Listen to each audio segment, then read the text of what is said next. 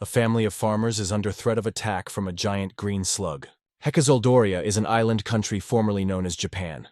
In ancient times, monsters did not exist. Only a moment after their appearance, monsters spread everywhere. Currently, about 80% of the land is considered uninhabitable due to the high level of danger. Simultaneously, with the birth of monsters, people were divided into classes.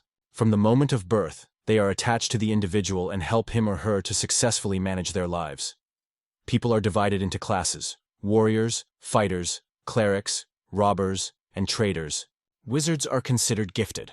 Most people are considered powerless, such as those who build cities or work in hotels. The powerless group are mostly commoners. A young boy answered the family's call and decided to help them, to save the father and son from the monster by throwing a stone at it. If you are asked if they are okay, collect coins, and assure them that everything is fine. The family did not understand how he managed to save them. He simply replied that he had thrown a stone.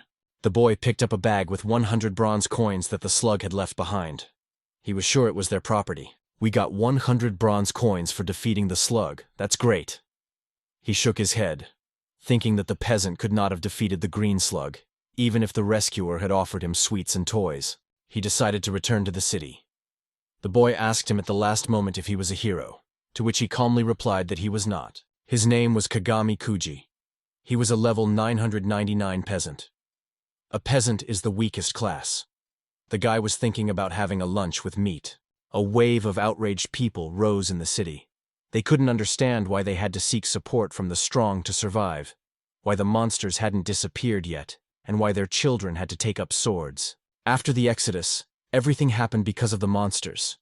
They are the servants of demons. Without the destruction of the Monster King, peace cannot be achieved. Kuji became interested in the reasons for this fuss. He overheard 2 villagers happily discussing the hero's party, and one of them even thought about joining them. His friend thought it was ridiculous because he was just a peasant. However, the peasant replied that if they leveled up enough, their power could increase significantly. The other peasant wondered if he could increase his level. Tujinu replied that most people thought so. In the cave, the boy's goal was discovered. He entered into a battle with a blue demon. The boy was surprised by the large number of monsters today. He remembered the summoning altar located somewhere nearby. He needs to find it before it is destroyed, and then organize a celebration in honor of the destruction of all the monsters, although they will still be reborn. Thanks to this, he manages to complete so many tasks. It seemed that he heard even more monsters, so he went in the direction of the sound. It turned out that the heroes were fighting in this very place, and they had just destroyed his blue demon. This did not make him happy. The heroes would rather capture the demon's castles. The girl on the team suggested that Rex move on, but he was convinced that they were on the right track. She hinted that he was better off staying. What did he want to achieve? It didn't matter, because he was confident and unashamedly leading his blue demon forward. Meanwhile, he came across several small groups. This was a great find, because the monster's remnant was a blue demon horn, a rare artifact that neutralizes monster hostility as long as it has magical energy. Today was a good day. Although surprisingly, he met many rare monsters. With only 3 blue demons left in this mission, it looks like he will complete it faster than he expected. He thought about sushi for dinner. Not much, but still sushi. A girl ran past. I was surprised to see her here. He told her that she was heading straight for the monsters, but she ignored his warning. He stopped and let her pass, but she attracted the boy's attention, which made him angry. He wondered if he should follow her. A few minutes later, Kuji thought he had lost her, and was surprised at the child's speed. He saw a light ahead and assumed it was the exit. It turned out that there were too many monsters. He heard a child screaming and realized it was a girl. She stood frightened in front of the group of heroes. Rex explained to her that this place belonged to the royal family, and that people like her. From this place, the girl called for her dad. Meanwhile, Kuji appeared. This explains the reason why the boys attacked her. I didn't understand why he was here. The guy said he was just a passerby and showed his status when asked. Rex doubted his veracity. He could not survive such an attack. The whole group was sure that this girl was a real demon. Kuji realized this. He wondered if he would protect her even if he knew that. I wanted to understand what he was trying to hide. The caves, a little earlier, the team of heroes. Even when he was called to go on a journey, He did not stop admiring himself, because he was a hero. Tina noticed that despite this, there were many monsters around. Kalna was worried about Oheim's summer adventures. Palna felt that she shouldn't exhaust herself so much. She never thought it would turn out this way. She had always wanted to free humanity from the power of the Demon King. Once upon a time, there were more than 196 countries in the world, but with the emergence of demons and monsters, there were only 3 left. They knew that the reason was the decrease in the number of habitable territories. Paraus said that because of the Demon King, an army of monsters had taken over their lands. They had to get them back for the sake of peace and prosperity for all mankind. Kaldohim Samasal is devoted. The girl asked me to stop calling her that. Her name is Kanazuki Kuroro, and she is from Haku Azaldoria. Magu thought it was too long, so she decided to call her Kuchan. Palme was interested in Rex's actions. She discovered that the cave went on and on, to assume that something that could help them in their task was right here. Rex decided to explain. According to legend, a sacred sword passed down through the royal family is kept in these caves. It can only be used by a level 90 hero, which he was. I asked him how he found out about it. The boy replied that Kararu was the princess of that country, and the king was happy to confirm this information. The girl did not find the sword in the place where it was supposed to be. The heroes were surprised by her appearance. Those who felt this magical power also stopped in interest.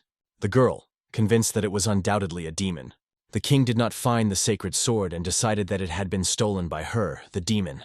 The sword belonged to the royal family. The girl asked Rex to calm down. Furious, he struck the sword with all his might. Hama managed to cover the girl with his sword.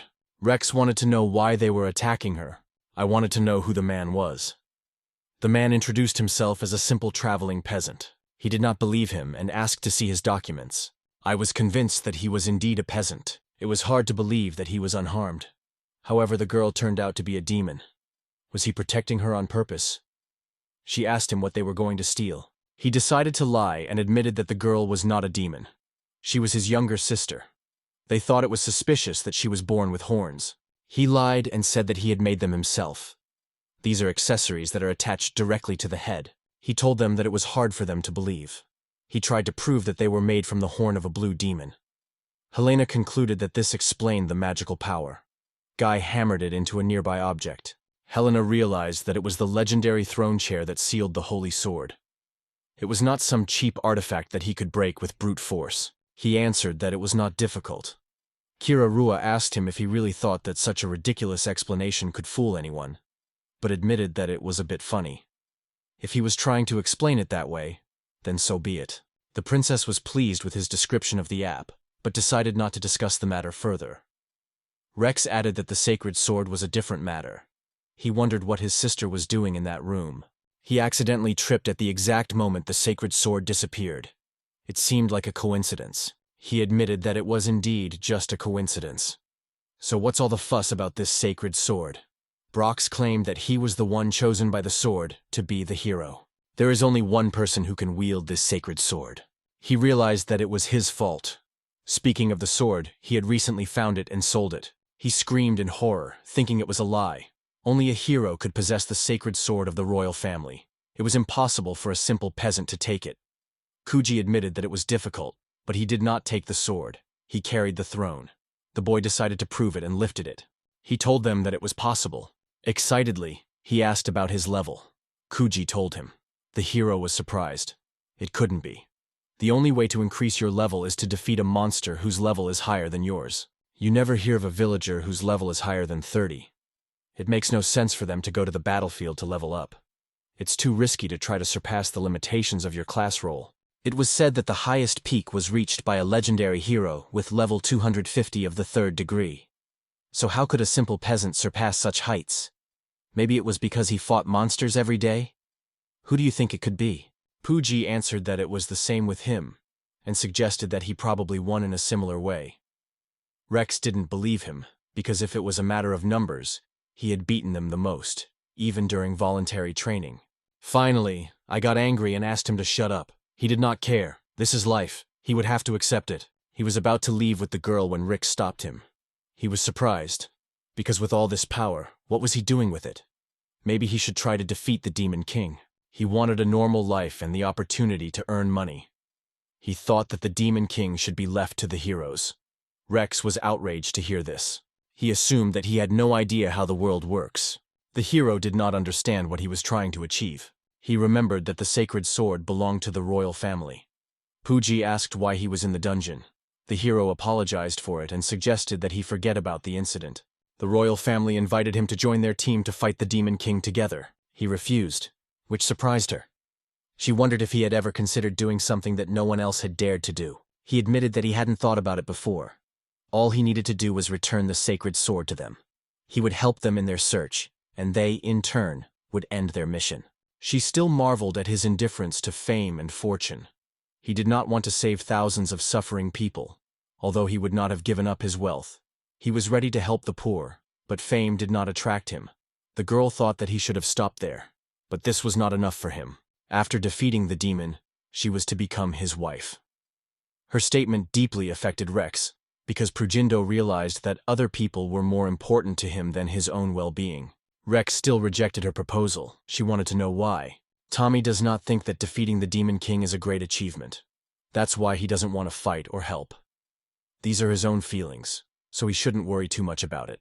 That doesn't quite make sense, Helena replied, saying that she didn't understand and asked him to explain his point. She felt that the words would be meaningless until she understood them. Why not just forget what he was saying? Tina asked him to give her a hint. She remembered Kuru saying that there are people who suffer. The boy asked if she really thought he was being selfish. The bricks in her memory still echoed when the bastard frankly admitted that he had no idea how the world worked. He realized that he did not know who he really was. The hero does not know which way to go, but he is sure of one thing.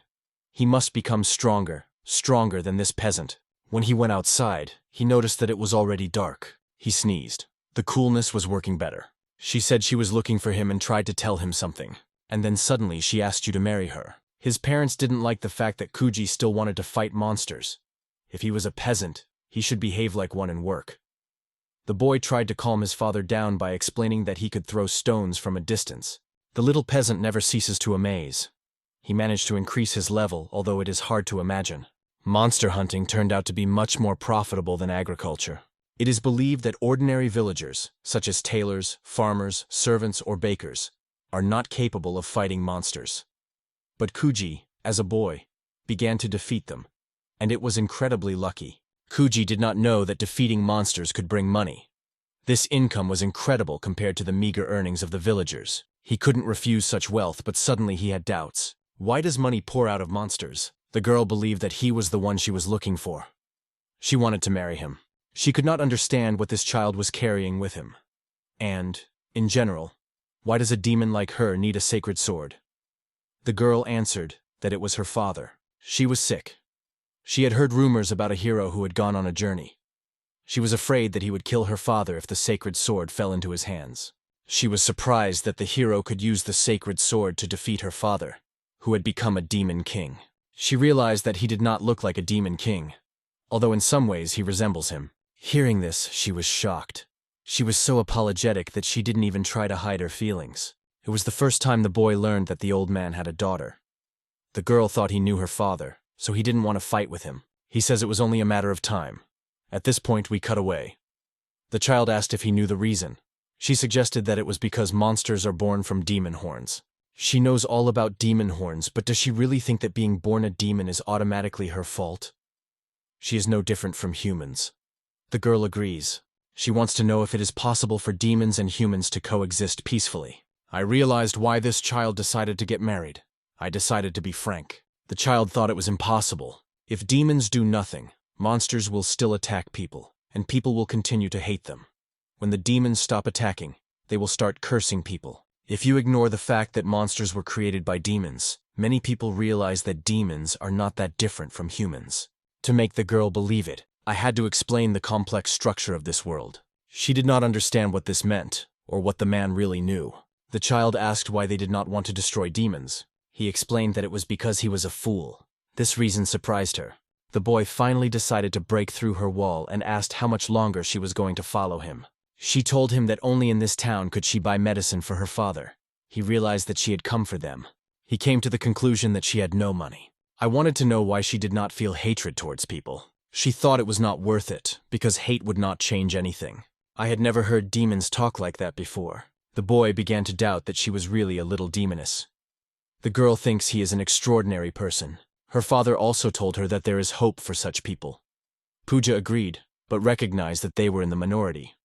However, she was not going to give up. The father helped her to realize that it was too dangerous for the demoness to return to the castle alone, if she had gone so far from home. He hinted that he had some time for her and asked her to come over for a minute. He promised to buy some medicine, so she decided to go with him. He didn't feel her demonic aura. He pretended not to understand what she was talking about. She wanted to understand what he had done. It turned out that the guy had just covered the tips of her horns with something. The blocks were real horrors, from which hordes of monsters appeared. He managed to destroy one of them and get a rare material of mystical rank S. This gives demons the ability to change their physical form. And then Kujiru turned the S-rank material into an amazing rare element called. The girl asked excitedly if he could make one for all the demons. The boy reminded her that he had created it from a very rare mystical material. If she kept it inside, everything would be fine. He advised her to put on the hood and hurry. The girl asked what made the guy create it. It seemed to be made specifically for demon horns. She remarked that she and he were similar in this respect. The girl was happy to hear this news. The important thing is that he still does not know her name. Her name was Alice Belnesio. He also told her his name. He felt incredibly hungry, so he turned to Alice. He was afraid to be in a crowded city. She was afraid of people. She was afraid they might find out her secret. He offered her a creamy dessert. The girl appreciated it. The boy admitted that he usually tasted this dessert after a healthy meal, but today was a special occasion. The man saw that the young lady really liked it, and offered to try it too. After that, others started offering many more different dishes. It was hard to believe. Elisa thought the same thing. You just have to meet people, and you will understand them. She was sure that her father would be proud of her. But soon, people's lives would change forever. I decided to find a shelter for them. She realized that they could not afford such a luxury right now. But how nice it would be to sleep in a real bed. The first thing she did was jump on the bed. He has to make sure she gets home safely. So now he's going to buy the medicine and call his friend on their journey. Alice is confused. The boyfriend said that he would be fine for a fight, but she needed someone else to protect her. They did not know that they would also have to defend themselves from attacks by other travelers. Fuji walked away, hoping that she could return soon. She had forgotten that humans and demons cannot live side by side. Recent events made her remember this again. She thought that Kagami-san's friend must be doing her a favor. Kagami-san informed Alice of his return and asked her to open the door. She was surprised that it happened so quickly. Behind the door stood a man with a sturdy build. He was admiring the beautiful little creature in front of him. The girl was terrified. His name was Takako Builda. At first glance you can't tell, but he is a fighter. Kagami thought it was not obvious at all. He asked Alice not to worry. Takako-chan already knows about her race. Rako thought that he could never turn his back on such a nice girl. Once upon a time he suffered a serious wound and was on the verge of death. A demon healed him, saving him from certain death. After all, humans and demons are not so different. When he thought about it, all the battles and hatred between them seemed meaningless. Now he ran a small club and bar, trying to live a peaceful life. Alice apologized for being scared of him at first, and expressed her hope that they would get along. I am sure they will get along. Kagami-chan visited his bar one day as a customer. From then on, they developed a special spiritual connection. Alice noticed that they get along well. Kuji jokingly punched him lightly, to which Takako actually responded with a punch. She assumed that poor Alice-chan had been sleeping on the street all this time. Takako suggested that they go to the hot springs, and Alice agreed. Kagami-san went along with them. Kagami-san decided to stay. He asked to cover his horns with this thing and wished the girls a good rest. Sheiko noticed that their Kagami-chan didn't like to take baths at all, and he found it strange, because she was a woman. The fact that he calls himself a woman really shocked Alice. It turns out that the little girl had always thought he was a man. The other expectations he had gradually dissipate when he realizes that a peasant doesn't have to be able to fight. So he decides to be a good boy and devote himself to his work, striving to become an excellent tailor. If a slug or a moss goblin is crawling, Kuji can easily deal with them by throwing a stone from a distance. But monsters of the 4th level and above, the attack was unsuccessful.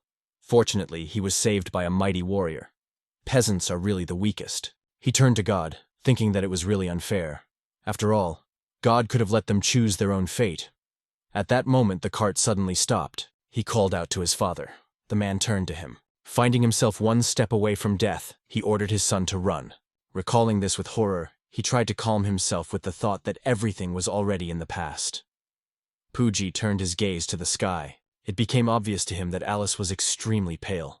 She wanted to know how Kagami had managed to reach level 999, since there were no monsters above level 500. Another person with level 999 appears besides Kagami. She tries to kill her father. She counted and realized that there was no reason to worry except for Kagami-san. No one else had reached the level of 999. Alice asked how she could be so sure. It turns out that Kagami-chan lacks one important quality that every person should have. Alice believes that this is what makes him the biggest fool in the world. Alice does not understand what this means. What kind of person is he? What is Kagami thinking about? How did he become so strong? She really wants to know. The girl asked me to tell her more about Kagami-san. She wants to know everything about him. Takako thought for a moment. Just asking and finding out the answer is not enough. After all, they had just met. Over time, they will learn everything they want to know. It was much more pleasant to get to know each other that way. Alice thanked her and said she would try to get to know them both better. She put the girl on her shoulders and got ready to go to the hot springs. People noticed something strange in the sky. Something started falling from the sky. Thought it was a flock of hell crows. But Alice couldn't understand why the Demon King's army was here. If they attacked, humanity would not be able to withstand their power. Forever. The demons were getting bigger, and the humans were going to kill them. Her father wouldn't have wanted that to happen. Takako tried to reassure her. This city belongs to desperate adventurers. None of them will give up so easily. The monsters were beginning to retreat. Takako was sure that only Kagami-san was capable of doing this. Once they find the place where they take off from, they will definitely find him. At that moment, the boy raised the pig above his head, to bring it back to the sky. He was amazed that the Bloodwing could fly. They were all heading to the same place. He doubted that the hero was capable of such a thing. He noticed the commander and realized that he had to neutralize him somehow. But first he had to find Alice and Takako. He met with Rex again. I wondered if the fool was planning to use one of the techniques here. He put a pig on him and something else. It all impressed him. How easily the guy could lift monsters. He left the creature. He was not happy to see it. He asked him to stop showing how wonderful and strong he thought he was. Turar agreed with him. They have to unite and organize a counterattack. It is assumed that this is what all those bows, arrows, and crossbows are used for. Palna added that the mages had also arrived here. The boy struggled with the idea that it wasn't such a bad idea, but at first he intended to praise Mr. Hero for his powerful equipment. But how could he think of killing the demon commander right away, without capturing him for interrogation? And what about the princess's arrows? That's just terrifying. If they hit their target, they will fall on the city and cause even more damage. They have no experience. They have the right intentions. Kuror was offended, but he was right. She had been so concerned about the monsters that she had forgotten about the city. Instead of protecting the people, she almost exposed them to even greater danger. Palna asked what they should do. How does he manage to scatter monsters like that? He doesn't use magic, does he? Alice and Takako arrived. Guy was glad they were okay. He realized that she was not his little sister. Fuji replied that if she really was his sister, she wouldn't have addressed him by his last name. The most important thing for the boy was the girl's condition. He noticed that she was crying. Kagami calmed her down, promising to fix everything. The princess introduced herself as Kanazuki Kurorohaka Zoldoria. She said that even if Kagami's power was noticed, she doubted that humanity would be able to show its full power if they did not unite to work together. There's no need to go that far. We just need to capture that demon. The Demon King's army is unaware of their power, so an attack would come as a huge surprise to them, even if they don't know how organized our offensive is. Palna said that the demon from the sky was a different matter entirely. He asked her to calm down. When it comes to enemies, they must be defeated. An enemy with unclear intentions always arouses suspicion, doesn't it? The team could not understand him. He seemed to know more than he seemed at first glance. They began to believe more confidently that this man was really knowledgeable about something. She realized that he was bewitched. That day, the Demon King's army did not attack anyone. But while my father fell asleep on his post, this sentence seems too unnatural. It would be great if one could just go up and ask him what he wanted. Soon he decided to take a short pause. Alice asked him what he was planning to do. His answer went something like this. The Tokakos were working in concert. Kako called it a free express service, but passenger protection was not guaranteed. She pushed the guy gently. He was increasingly surprised by the city. First monsters, now flying people. It seemed that he had gone too far. This caused him some anxiety. He began to doubt whether it was a human city at all. He successfully got there. He thought he would die there. Damn gorilla, let him choose a better target next time. The man asked me what was going on here. He didn't even realize who the man was. Kujikal seemed to be just passing by. A peasant, he demonstrated his level. I called it absurd. With such power, he could even harm the demon itself. The demon didn't even dare lay a finger on His Majesty. The demon had attacked Kagome-sam, but the boy had told him not to worry. Even the king is familiar with him, and he has no intention of killing him or harming him. The demon was amazed that his attack could not destroy his opponent, and this commoner seems to be familiar with the demonic majesty himself. What nonsense. He guessed that Alice was the king's daughter. He was currently taking care of this girl. The demon was surprised that he even knew about the existence of Lady Alice. He really cares about her, so he can't be ignored. He asked if this guy was an ally of the demons. Kuji replied that he was neither an enemy nor an ally, although he would not say that he was on the side of humans. I asked him why he had come then. He has an important question. The King Kagami knows does not want to destroy all humans. His daughter told him that he was sick. It was in search of medicine for him that she traveled to such a remote place. He wondered if the attack was really an order from the king. He did not believe that His Majesty was sick. Undoubtedly, this order came from him. The man decided to find out if he had actually received it directly from the king. If this was true, then Kuji could not have simply left it at that. It is strange that it became necessary to ask whether the demon lord had actually given the order. There is nothing unusual about this. His Majesty was sitting on the throne, and his right-hand man, Lord Estella, was standing by his side. He remembered the Lord saying that it was the king's order to attack the city of Valmon. He realized that the orders had not come from his demonic majesty. He felt that it was too early to draw conclusions. However, the demon realized that he was standing next to his demonic majesty. He assured them that it was too early to tell, but that they really didn't know anything about the situation. Perhaps these were indeed his true intentions, although there is a possibility that he was manipulated. He did not believe that a powerful being like his demonic majesty could be subdued. Fuji recalled what he had said about the possibility. Overreacting would do no good. They decided to go to His Majesty's castle immediately. Guy took control of the monster they were flying. He advised them to stay out of its way. Was he planning to throw them into the forest? Fuji saw that there was only a hellish shock.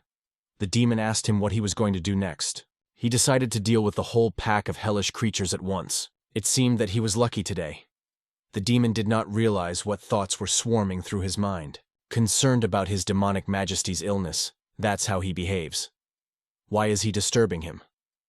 As expected, he is scheming. Kagami-san asked him to calm down. If he continued in the same vein, the situation would only get worse. He suspected that he was being taken for a fool. If he wanted to confirm his suspicions, he and the Demon King might be in danger. It was hard for the monster to carry such a burden. The best solution was to completely destroy the advancing forces so that he could return to the Demon King's castle unnoticed. He sincerely wanted to return all the money he had received for destroying the Hell Ravens. The demon advised him to leave it. The ravens can't bear the weight. They will fall to the ground with such speed. He replied that if the demon didn't know, that was exactly what he wanted. He kicked the raven, and it fainted. Panic. They are falling. How can that man survive in such a situation? Hyuji is sure that everything will be fine. Although he may have to endure a little pain. He finally woke up. Kagami noticed that he looked good. Fuji called him a monster and was surprised that he was still alive. He asked him his name. Mino was a bravado. He asked if this guy was really not going to kill him, the demon. Kuji asked him to stop asking stupid questions. There was no way he could find another way out. But Mino seemed smart enough and much more important. He actually cares about the king and Alice, right? So he can't be such a bad guy. That he's not really at odds with people. Fuji realized that there was so much nonsense in all of this. If there were no monsters, everyone could coexist peacefully. Monsters are born from the horns of demons. People only want them to die. They fight each other out of fear. Guy thinks that this is just sad. After settling in with his subordinates, Kuji goes back. Tomorrow at noon he will visit Alice, and after that the demon will leave with him.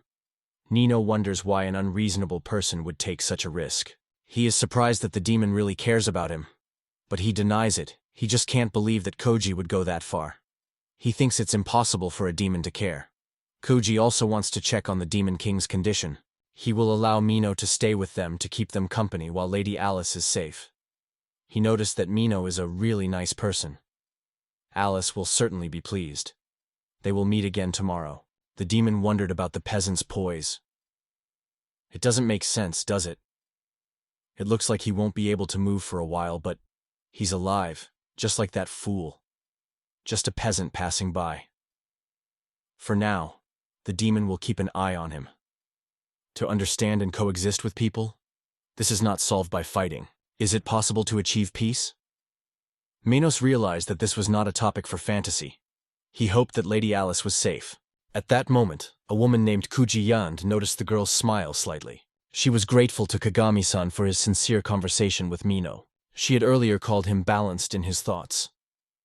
Alice realized that such a thought could have occurred to her. Perhaps it was Mino who attacked. Still, she would have liked to meet him. She realized that the hero from her group was here, but pretending to be an ordinary person, which could be risky. However, communication with people is still important. The boy wondered where Takako-chan was. The girl knew she had gone to check on her store. Kuti laughed. It was so much like her. In that case, it was better to think about it later. There are a lot of people around, and Mino literally radiates demonic energy, and demons won't cooperate, so they're useless. Realizing that traveling on foot will take too long and there is no telling when they will finally get there, Koji realizes the hopelessness of the situation. There is a mode of transportation that is ready to work even with demons. The girl insisted on using it. Alice was amazed to see the creatures from Valmon. One of the creatures advised the street urchins not to stare so intently. Kuji explained to her that they were monsters called centaurs. Their pride is so great that they don't even recognize the existence of humans. He offered to watch their reaction. He felt satisfied. But it turned out that they were all extremely masochistic, to the point of disgust. Their twisted nature makes them obey orders only to be deceived. He doesn't want to use them at all, and neither does Alice. Her eyes will grow dull at the sight of them. Alice had no idea such monsters existed. The girl thought that Kagami-san must know a lot. The boy admitted that he had visited many places before reaching level 999. She had been thinking about this for a long time. How could a simple peasant achieve what a hero could not? She wanted to know how he managed to get to this level. Kuji replied that he achieved everything through effort. The girl thought that if it was a secret, it was okay. However, she was a little curious. He asked her not to look like that. Anyone in her position would have been intrigued, especially by how he had reached level 999. He started saving up money to live in peace. He also kept raising his level. Accepting the prize hid her upset face. Money really does matter. Alice realizes this when Kuji explains that although money is important, it is not everything in this world. However, you need money to eat and sleep. Even hiring a bodyguard for a weak peasant is not cheap. To get it, you have to defeat a strong monster. The girl concluded that once he realized this, he was able to reach his current level. Was the money really worth the danger to his life? Kuji said that she hoped that after gaining wealth and power, it would be easier to face difficulties. One day, in the Adventurers Guild shop, he came across an advertisement for a plot of land in the royal capital worth 50 gold pieces. He wondered if he could make a quick buck on the house, but soon turned his attention elsewhere. This is a serious thing, the contents of which you won't know until you buy it. And all this for 10,000 gold, which stunned him. She asked him not to buy it, and asked him how much money he had now. He replied that he had about 5,000. The girl thought that he could buy a castle for that kind of money. It was pointless to buy such things. It turned out that the guy had a dream. The cost of an object says nothing about its content. He gladly accepted the challenge. She asked him to disagree. She suggested that it could be an object containing the secrets of the world.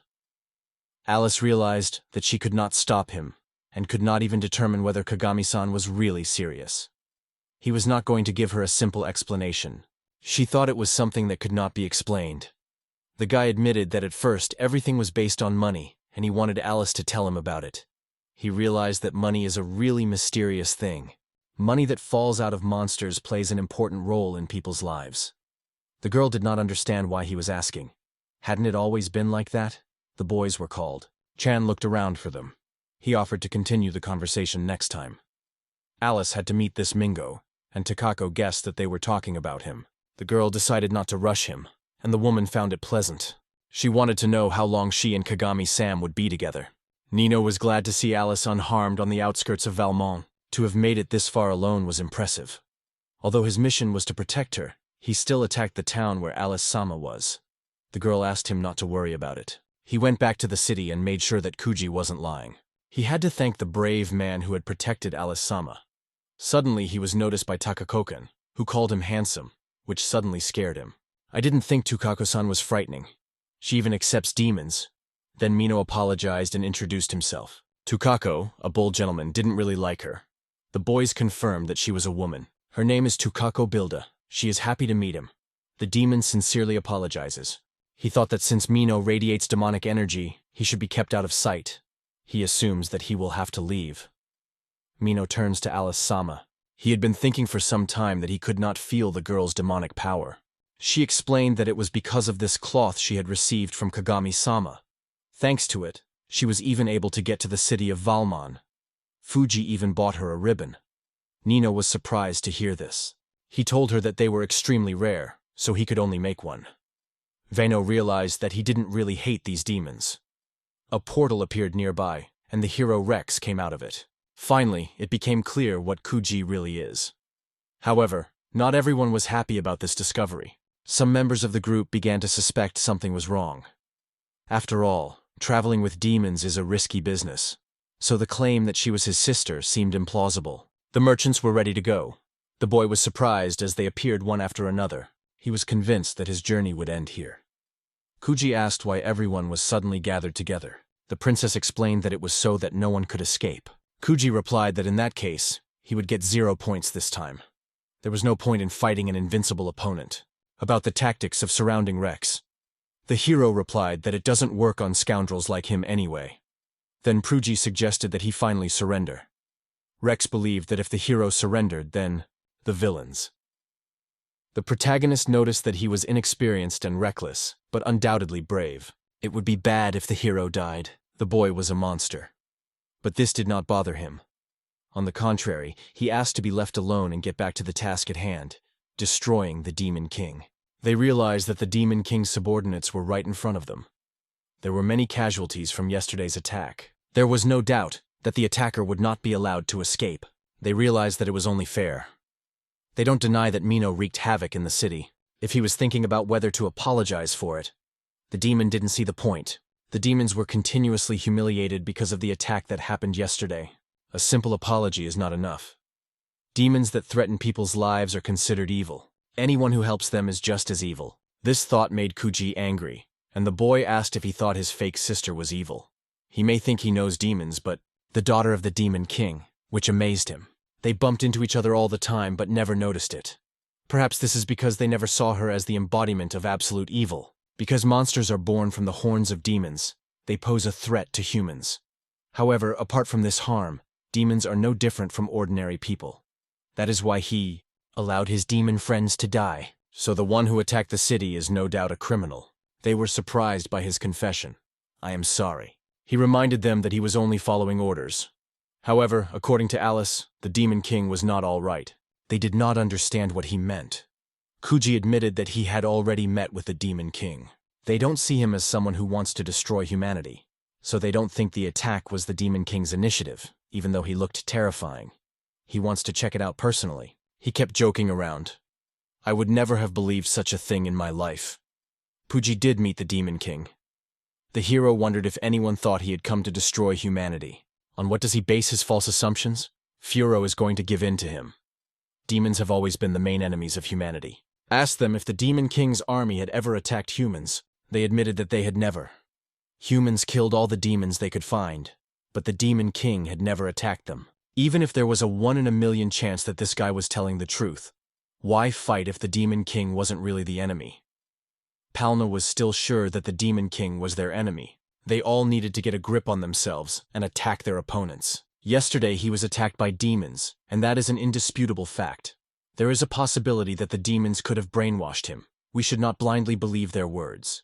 They admitted that there was nothing they could do. If that is their opinion, it is time to say goodbye. They ran away. The team realized they were being deceived. Kuji thought that maybe if they talked again, things would become clearer. Sooner or later, they would meet again. The group followed. The boy realized that they could not accept this. For people, living with demons means coming to terms with the wounds inflicted by monsters. Realized that the path to coexistence is not easy. Noted that, unlike in the past, they now at least listen. Recognized that she was right. He believes he has no other choice. As long as Alice does not give up, he will always be there for her. Kagachi said that he had prepared the card in advance. Kuji asked when he had done it. The boy was met by haughty centaurs, which made him hate Mino. The demon stole it from a random merchant. Since he hadn't killed him, there shouldn't have been any problems. Takako assumed that was why the heroes found them. Kuji called him a fool. Takako decided to drive. The boys set out on the road. The team of heroes noticed that they had escaped. However, their goals coincide, so the probability of their future meeting is very high. He was convinced that these monsters were hateful creatures that he had to destroy. Those who seek to destroy humanity will not escape either. But if there are demons who want peace, realize that he was a hero. I suggested that they go on a journey. They had to take care of supplies for the trip. He was surprised that she didn't even blink. Not far from the Demon Lord's castle was the fortified city of Salaria. Alice was amazed at the grandeur of its walls. They were radically different from those around Valmon. He explained that the strict laws in Salaria were due to its proximity to the Demon King's castle. However, if she really wanted to continue, he would support her. Koko recognized him as a wonderful child, but the censor referred to Kuji as a worm and advised him not to speak to Takako in such a family tone. The boy realized that he was being despised. Did everyone understand the plan? They came to the city to trade. The guard said that it was a big risk for an ordinary peasant. Kuji admitted to himself that he was glad he had hired such reliable guards. After the check, the boys were free to go. Because of the parade, the place was full of people, so they would probably be lucky. This was the first time they had heard about it. The streets of Salaria fascinated Alice. However, Pagami-chan was behaving strangely, explaining it by his poor health. He started asking others to find out more details. A few days ago, there was a battle with the Demon King's army, which ended in Salmaria's victory. Tomorrow, they are planning to form a punitive force. Takako assumed that they were attacked in the same way as in Valmon. He realized that the Demon King had never done anything like this before. Apparently, the first repulsed attack had hit them hard. And today, they are celebrating on this occasion. The monsters roaming around the Demon King's castle are incredibly strong. The army will be wiped out, and at best only half of them will return. How can you think that the Demon Lord's army will be the first to attack this city? If things continue like this, the endless war and unending revenge will continue. Existence will probably come to an end. It is believed that it is extremely difficult to stop the punitive forces now. The demons only need to attack again. It will become almost impossible to defend Salmaria. In fact, everyone agreed with her. After all, the island of Atro, where the castle of the Demon Lord is located, is a place where monsters of extraordinary power are born. In addition, it is likely that in preparation for a real attack, they will gather a huge number of monsters. If the demons were really up to it, they could practically destroy their opponents with a single blow. Even Salmaria would not be able to withstand such an attack. Takako agreed with this, so he thought of something. As a punishment, they would be sent to the Demon King to convince him, and then escape with the entire demon race. Takako understands his feelings. She thinks the plan is too risky. She asks him what he will do if the Demon King really wants to destroy all of humanity. Cannot remain indifferent. Does Kuji really think she's going to ignore this? Alice recognizes that this is true. If her father really is planning a war on humanity, then that he will join them in battle. However, along with the demons, united for peaceful coexistence. The creation of the allied forces surprised the boys. He suggested gathering a large group of people and demons who want to end the conflict. He believes that if you look for them, you will find a lot of them. Oko doubted the possibility of such a situation. Perhaps she had asked this before. But is it possible for both sides to live in peace? The Ukrainians said they had already achieved this. The Ukrainians would join this united force. She suggested that she might have to stand up to her own father in the future. The girl wondered if her father was really planning to declare war, He did not want to give up the idea of peaceful coexistence between their races. The boy was not going to stop there. The boy suggested that they try together. He asked Mino about it. He was loyal to his demonic majesty. However, he could not leave Alice.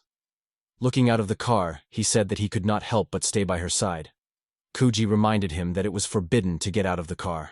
Keiko thought she was being reckless.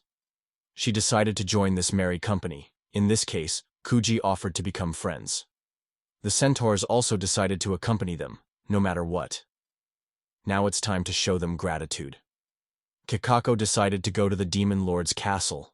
Puji realized that a good mood was great, but he still wanted to leave this place as soon as possible. Takoko asked him to sit up straight. Because of the recent attack, the main gate is closed until sunset. The gate is guarded very carefully. The boys realized that it would be too difficult to slip out quietly, so they should avoid unnecessary attention. Fuji suggested that they should run away as soon as the gate opened. Alice supported him. After all, the detachment would be quite large, and their exit would take some time, so they could get there early. Kujin noticed that she could read minds. He thought they would be full of excitement. Instead, they are calmly thinking about everything. Looking at them, it's hard to believe that peace between humans and demons seems so unrealistic. We need to stop wandering around here. Since they could not walk freely, why not enjoy the parade? But Alice thought this was not the right place for such things. She would feel sorry for Mino. Takako replied that he had asked her not to worry about him, to accompany this child on his walks around the city. Takaku Tretten Kuji, a street parade. The girl was fascinated by the spectacle. These people are just incredible. The city is boiling with excitement. Kuji suggested that they calm down a bit and go eat. Elisa was given a balloon. Others also offered her aunt's cookies and some kebabs. Alice was happy to receive so many gifts from others. Pooja remembered that she had also received many things at Valmon too, which must be her real talent. Mr. Kagami suggested that she eat with him. He asked her if she was sure. Kagame realized that he always takes care of her. If she ate it, she might regain her strength. Kuji was surprised because even though she was a child, she was so sincere. She was very worried about him, but thanks to his ability, she didn't need to be. His ability called auto-healing allows him to easily heal all minor injuries. She realized why he always looks perfect. The girl recognized that Kagami-san is really wonderful. She also wants to be useful to everyone. She replied that she was already proving herself useful. Before she appeared, he had lost hope of coexistence. Alice moved, and this attracted Pooja's attention. When he saw the spaghetti sign, he decided it was worth a try. He started to find out what he meant. But the boy was not going to reveal the secret, because Rex was standing in front of him. He wondered how he could eat so slowly. Heat, on the other hand, believed that good table manners were important. Their eyes locked with Kuji's. He clearly did not expect to see him here. Atros Castle is the domain of the Demon Lord. Her army was rapidly approaching. Rex was looking forward to meeting them. In the restaurant, the guy asked Rex to be more reserved. He realized that this was his chance, because Rex had something he wanted to ask. Fuji quietly disappeared. They were getting annoyed that he had run away again. They went after him. They realized they had lost him. Kalna asked the impudent Rex what to do now. He replied that at least they now knew he was in the city. They decided that since it was so clear, perhaps they should inform the townspeople and involve them in the search. Rex warned that it was better to leave it alone, because it was not known how the guy would react. The hero was worried that Kujimi might harm those who found him. However, Ruru was sure that this would not happen. In their last battle with this guy, they remained completely unharmed. And thank you for being such a horrible person. It seemed strange to the girls. The princess kept mentioning this guy, to talk to them. And when they attacked without giving him a chance, he didn't resist. He didn't try to impose his values or force them to bend to his will. He just ran away. Rex realized that he had always looked down on people but thoughtlessly harmed others. It bothered him that he was running away in desperation. It would have been better if they hadn't tried to trap him. Palna wondered what they would do now. Would they just chase after him or what? She realized that now she and the demons were allies. The princess just wanted to ask him something. Why is he protecting the demons? The next time they meet, she wants to know. They ask Palna not to worry so much. Their goal of destroying the demons has not changed. He caught his breath after running. He did not expect them to arrive so quickly. Alice was surprised. Pooja didn't like the fact that they kept bumping into each other. She saw the crowd of people and realized that they were clearly having fun. But she could not see anything. He hugged her and asked if she was feeling better. She undoubtedly had nerves of steel. He realized that she was still dreaming about the festival. After apologizing, Kuji thought it was a fun way to learn something new. His attention was drawn to the ice cream. The girl realized that people are capable of incredible things if they can create such a delicious treat. She wanted everyone to have the opportunity to try it. Residents running by began to gather in one place. They were scared when they heard about the monster that people were fighting. They asked why there was so much excitement around. The boy explained that it was a festival performance where warriors defeat weak monsters. And suddenly something strange happened. A powerful monster appeared in the arena. The men were surprised because this time they were facing a rather difficult opponent. It was ready to tackle them to the ground in a moment, realized that this was no mere performance. Fuji asked them to stay away from him. The boy realized that even if he started to accumulate energy for his skill, it would take time. He didn't know what to do next. He was about to kill the man. At that moment, someone used a divine shield. This protection turned out to be the work of a princess. She actually warned him to run away immediately because the shield would soon dissipate. He stayed where he was. He asked her to forget about him and run away. The girl replied that she had no plans to run away. It was the duty of the nobility to protect people. She could not sacrifice other people's lives for her own salvation. The obstacle disappeared, and she was unbreakable. Protected from the monster Kuji, whose unexpected appearance surprised the girl. He was about to strike with his fists, used a charged punch that destroyed him. It was announced that the princess had scored 100 points this time. The team rushed to her side. I immediately recognized the boy. Realizing his fate, he did not resist. Rex grabbed him, not giving him a chance to escape.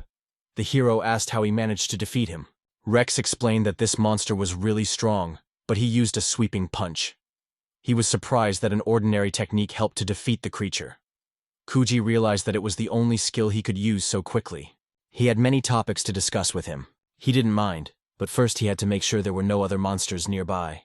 She thanked Kuji for saving her. He admitted that it was only possible because she bought him time. Thanks to her intervention, he was able to concentrate enough energy to defeat the enemy with a single punch. Even if it wasn't a demon, she would still have become a demon to save him, right? Kuji replied that he was on the side of neutrality. Meanwhile, the guard was rushing to the boys. Panicked, they decided to run away immediately. He assumed he meant that there were more monsters nearby. But that was not the case. A huge army of monsters from All Story Island is heading this way, about 10,000 of them. Advise the hero to immediately start evacuating the townspeople. He will go in search of his comrades. To do this, he will need the help of Takako-chan. He will entrust Alice to their care. This decision angered the boys. Rex said that demons are their sworn enemies. What would he do if he left her with them, and they decided to kill her? He asked him to think carefully. Pruji thought that if they really wanted to kill her, they would not have asked them to do so. Didn't Rex say he wanted to discuss something with him? The hero agreed with him. Palna assumed that he was not concerned about her possible death because it would not matter in the end. To ensure the girl's safety, recognize his obvious desperation. Turning to Elisa, she remarked that, in the end, she had been abandoned. The girl strongly disagreed with this. Little Alice really believed in them. That's why she kept that faith too. She wondered what would happen when this horde of monsters finally got to her. The girl did not know what to do. She hugged the girl and reassured her not to overload her thoughts. They will fulfill their promise. She was not dangerous at all. Feeling that this was not the time for doubts, she decided to act. The girl was asked to work together to evacuate everyone safely. The monsters attacked, and the boys warned that a whole horde was headed for the city. They urged everyone to evacuate immediately. Alice also asked everyone to run to save themselves. Rex protected her from the piles of rocks and warned her to be careful. Someone called him a bastard. Takashi did not like the fact that the hero was standing next to the girl. The strong man said that the villager was looking for him. Alice corrected him, saying that it was a woman, but he addressed her again as strong man. He was surprised to hear that it was a woman. This seemed rude to Takako, so he quickly came to an extraordinary conclusion. He demanded that Alice Sam be released immediately. Rex replied that even though Mina was hiding her true identity, he could still sense her demonic power. He explained that a villager had asked him to keep an eye on her. Soon I was surprised by Kagami's unexpected decision. We realized the situation and decided to look for Kagami-chan too. There was only one road leading to the end, so maybe he took a wrong turn by mistake. We didn't notice where the man had gone. In a panic, the guard ran to the boys. He realized that the man was fighting a crowd of monsters by himself at the west gate. All the others, except him, had fled. The peasant is heroically fighting alone. The farmer is doomed. The guard begs for help to save him. I realized that it was the sand of Kagami. There will always be those who hate the demons for the destroyed villages. And in such a situation, coexistence becomes impossible. Samasana intends to protect them alone. A girl follows him. It's Kagami-chan, but it's too hard to fight everyone alone. Takako-chan decided to take her on her shoulders. She assumed that the person he was talking about was most likely Kagami-san. Then Takako realized that they should hurry. Even though he had the healing skill, there were too many enemies. They were talking about Kagami-chan. Not everything could be solved by him alone.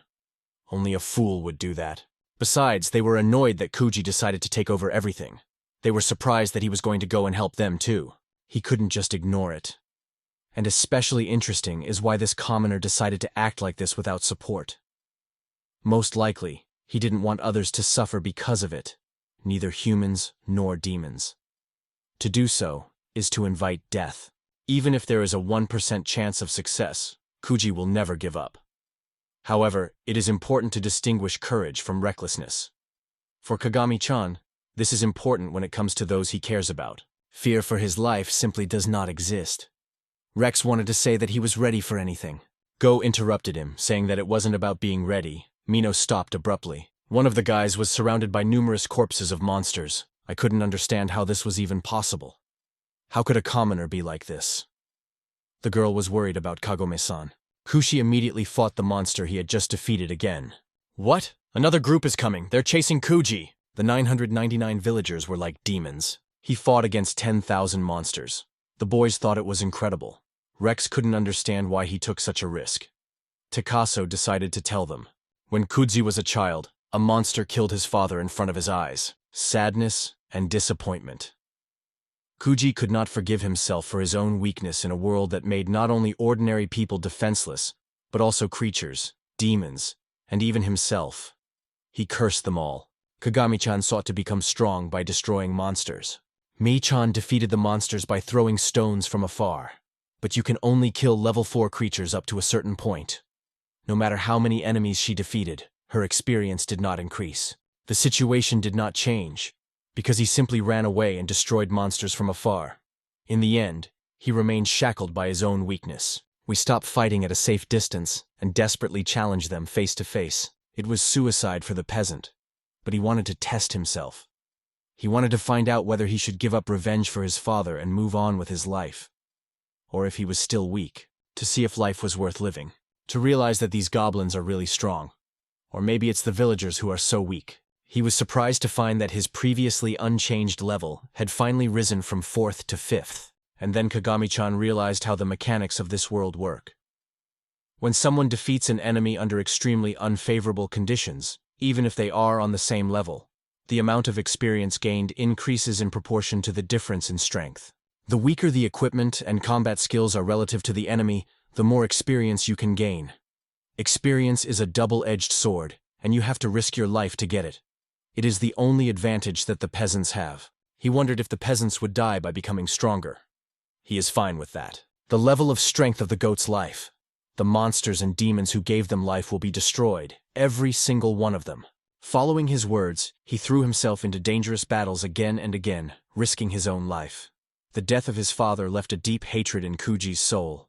Gamey, being far from home, anxiously returned to find that villagers had been killed, including his mother. A criminal gang had completely carved up the village. Alice felt sorry for the boy.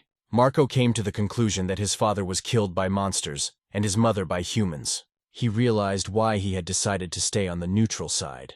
The woman explained to the girl that Kagami's meeting with her father had significantly influenced her decision. She did not know this. Takoko advised her to find out all the details from him personally.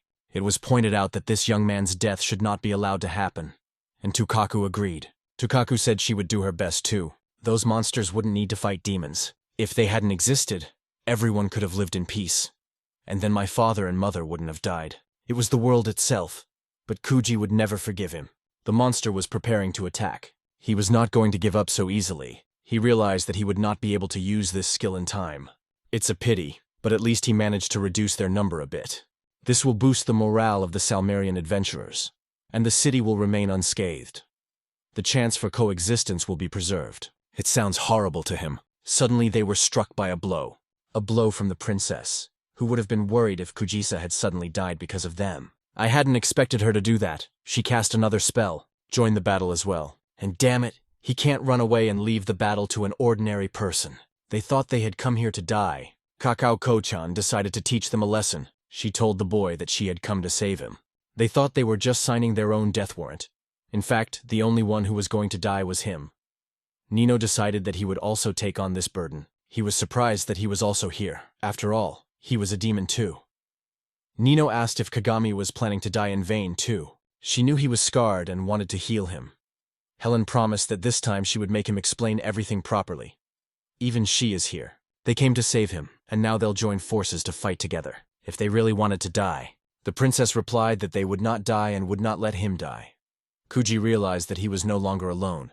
Concerned about Alice's whereabouts, Nino told him that she had gone to find a safe haven. He felt that he should hide as well, but was not sure about this decision. They made it clear. They would flee only as a last resort. This is not a suicide mission. He has to finish it. Tina is ready to help him. He bravely rushed against the monster and did not intend to back down a single step. The monster hit him with a stone ball, knocking him down. It asked him if he was okay. Fuji wondered if he was really dead. He felt he had failed, relying too much on her to heal him. She replied that her name was not Yu, but Tina. If she was removed as a priest, the whole team would be in trouble. So she asked him not to act rashly. The guy admitted that he shouldn't have said that the princess would get 0 points and apologized. They suggested that the boys join forces and discuss it. He noticed that these flying monsters had become a real problem, so he turned to Kira Ruinpalna. Take the girls who are outraged by these actions. He asked them to cast some spells for him. I didn't understand why he said that. At that moment they flew up into the sky. The man offered to take them up. The girls used magic against monsters, and he concluded that they were undoubtedly incredible sorceresses. He was incredibly successful. Kuroru wondered if he realized what he was doing to the princess. She thought they were working together as partners. His words shocked the princess, and then she decided that she just needed to forgive him. One way or another, the boys would not give in to them. Takako will give the weaker ones to Rex, and she will deal with the stronger ones herself. Rex was offended, saying that he could handle at least that many. Orpho thought that one day he would definitely become stronger. Nino admitted that he would get into trouble if a hero like Orpho developed even more. The guys decided to move on. At the exit, they had no more strength left. He saw that everyone was already at the limit of their abilities, and he was not happy about it. There were still many monsters left. While they were still able to move, they should retreat. This was their chance. The man was about to retreat, but Tatsuko stopped him, asking him not to say that. They still have the strength to fight. They refuse to run away, leaving anyone behind. As the princess added, they understand what he is trying to do. He did not know what to do. If this goes on, everyone will die. Alice invited him in, assuring him that everything would be fine. He was not expecting to meet Alice here. Behind her were travelers from Salaria. Alice joyfully announced that it was her turn to save Kagami-san. The travelers were ready to defend Salaria. Kuji did not understand what was happening. It turned out that Alice had addressed everyone. She told the travelers from Salaria that those who were struggling needed help. No one dared to compete with this horde of monsters. Seeing everyone struggling, they regained the courage they needed to fight. He was grateful to Kuja for his tireless efforts. Kuraru was surprised that an ordinary peasant who fought 10,000 monsters alone could inspire so many adventurers. It was like a picture from one of the epic poems she had read in the castle library. Rex was also surprised by this peasant. He wondered why he too needed to see things through. He decided to do his best. He asked Alice to stay away because it was dangerous. Her old friend was sorry because she was so eager to help him for a change. Kuji replied that the most impressive thing was that despite the fact that Alice was a demon, she was able to convince all these people with just a strong desire to help. He was grateful to her. Fuji decided to go to the battle. He was going to give it his all and win. Rex felt that this was self-evident and didn't need to be voiced. What really surprised me was the possibility that one day these guys could become his enemies. He knew everything would be fine here, so he could celebrate as he pleased. He bravely went to meet the monster. The adventurers from Salaria could not understand how he had so much strength to continue fighting for so long. The young man grabbed his leg, deciding that now they would fly, to lift the monster. Watch him throw it into the air. He considered it inhuman. He could no longer determine which of them was the monster. His companion didn't care. The main thing is that he is on their side. They are confident in their victory and encourage them to keep moving forward. How brave the boys were in battle. After much thought, he rushed forward with determination. He declared that he was not done yet. The adventurers realized that they could hardly overcome such a challenge on their own. They wanted to give Rex a potion, but the boy said he was fine. He had already drunk so much that the potion no longer worked on him. The princess thought he should rest, but Rex said that he was a hero, and he could not give up. He must keep his courage to the very end. I believe that retreating also requires courage. Giving your tired body a rest is also a choice that it can make. You should not overwork yourself in such a battle. I asked him about Kujo. Kagami-san answered without hesitation that he rests without worrying about any of the problems of this world. Even while resting, he is able to heal himself without using regeneration items. Rex realized that this guy had a 100th level skill. Tina wondered if he didn't believe in the people around him more than anyone else. She realized that he truly trusted his comrades, so he could take a break. They all relied on each other. He realized that none of them could compare to him. Tina agreed. Level 999 is indeed impressive. But the hero wasn't just talking about the level. What is most impressive is his ability to act without delay or prejudice, especially with Rex. It's the same here. Phallus saw that they decided to take a break. Good. Takoko and Mino need to rest as well. Advise them to drink the potion if it still works. It seemed so easy to kill him now. But Takoko turned to her, saying that she wouldn't do it if she were her. She doesn't want to hear what Kagami-chan has to say after all this. She replied that she would wait for it. It will happen soon. He realized that everything was going according to plan. He had already seen the ending. He told the guys that there was not much time left. The earth began to tremble. The most powerful monster was approaching the boys. Fuji realized that this was not good. This was not what he had hoped for. She had no idea what it was. She had never heard of such a monster before, not even in the royal records. What kind of monster was it anyway? Mino didn't know. He had never seen anything like it before. Chikako was surprised, because even as a servant of a demon lord, he could not recognize this creature. This power is not for show at all. It is really significant. Takao turned to Kagami-san and said that it was unfortunate, but they should retreat. He was surprised at his size and decided to warm up. The woman hadn't yet realized what he was up to. They should back off. But soon it became clear to her where this was going. Russ planned to attack, but Takako called him a fool. He almost managed to hit the monster. He pushed the guy away with his hand, and he fell to the ground. Ventura realized that even he could not defeat this monster. Salaria was doomed to die. Marco felt disappointed. Even Kagami-san could not make him move. He tried to cheer him up and asked him to drink the potion. Kagami said it was dangerous, but she didn't care. The girl realized that there was no point in running away. They were in this together. He realized that there was no point in putting pressure on himself. He saw her fear. He recognized that he was the one who was overly stressed. That's why Alice was trembling with fear and anxiety. Kuji apologized to her, and the demon went down to the boys and was surprised that he was still alive. The reason why everything went off schedule, why the adventurers from Salaria had been fighting for so long. For a moment, it seemed that it was the hero who lit this fire in them, to recognize Lord Estella. Rumors said that he had disappeared, but in fact, he was serving Miss Alice. It was so like him to be loyal to the demon lord to the last. Mino was surprised that he knew him. He said that long before he started serving demons, this demon had been his right-hand man. And it was none other than Lord Estella Ergot, the second most powerful demon after the king, whom Alice immediately recognized. For me, the condition of Kagami Dono's wounds was much more important. Fortunately, the guy is feeling good thanks to the potion he drank. He hadn't even used up his reserves yet, so the potion worked extremely well. I suggested that he still intended to fight. Kuji replied that he wanted to deal with the bully first.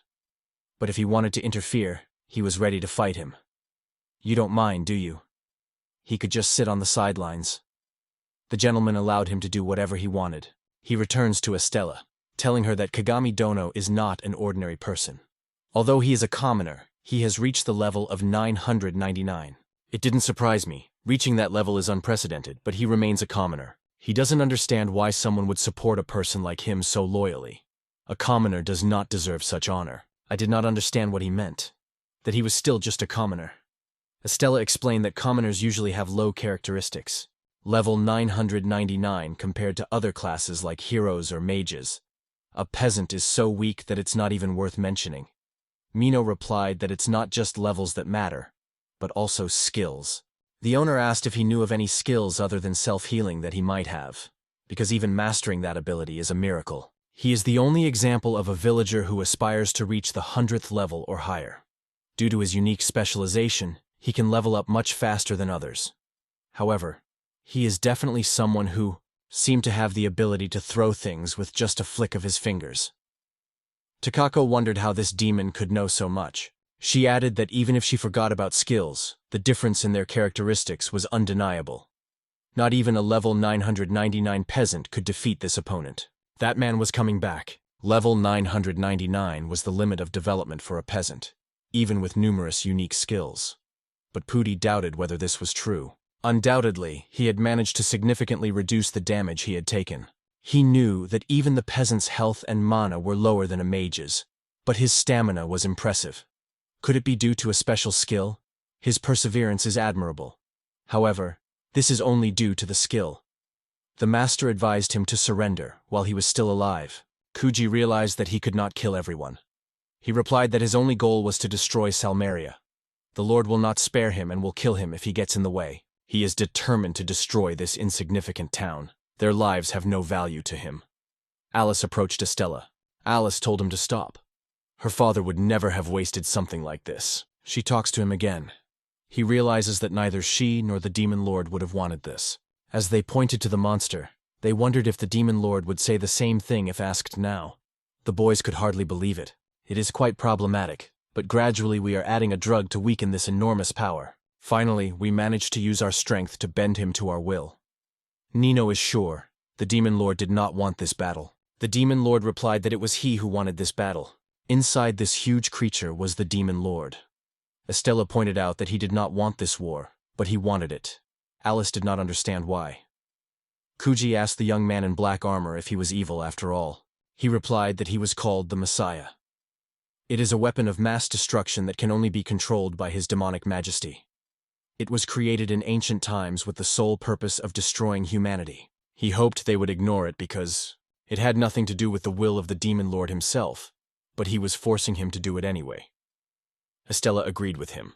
They decided that together with the people of Salaria they would save the Demon Lord. Alice Chan's father was his best friend, but the Lord himself was a better friend, and their intention to save him seemed strange to the demon. After analyzing Alasama's behavior, it became clear that he would have to consider all demons as enemies. He advises Koji to surrender. This is not something a peasant can handle. It's useless no matter how hard he tries. Kojio was not going to give up. Estella called him a stubborn worm. He was worried about Kagami-san, so he asked her to give him a potion.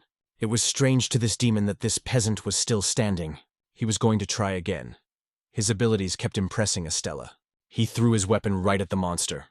The boys noticed that it worked. The monster managed to push him away. He fell to the ground, and no one could believe that this man was an ordinary peasant. Everyone rushed to him. They asked him what he had done. Kuji replied that he was just trying. They asked him to stop. There is no need to force yourself like that. The princess also agreed. At this rate, he's going to die. Tina's potions are no longer working, and they can only treat him as long as they have mana left. He remembered that he had promised to save the girls. I asked him how he managed to fight like that. Where did he get so much fighting spirit? After all, he knew that she knew how to use restoration magic. She asked for an answer to her question. Why does he refuse to see demons as enemies? Why does he continue to fight so recklessly? Puji pondered. Said that if he did not explain now, she would stop treating him. The boy decided to answer, My father was killed by monsters. He could not understand why the villagers were so weak. The pain was so unbearable that he could not stand on his feet. Desperately looking for a way to become stronger, he focused all his attention on improving his level.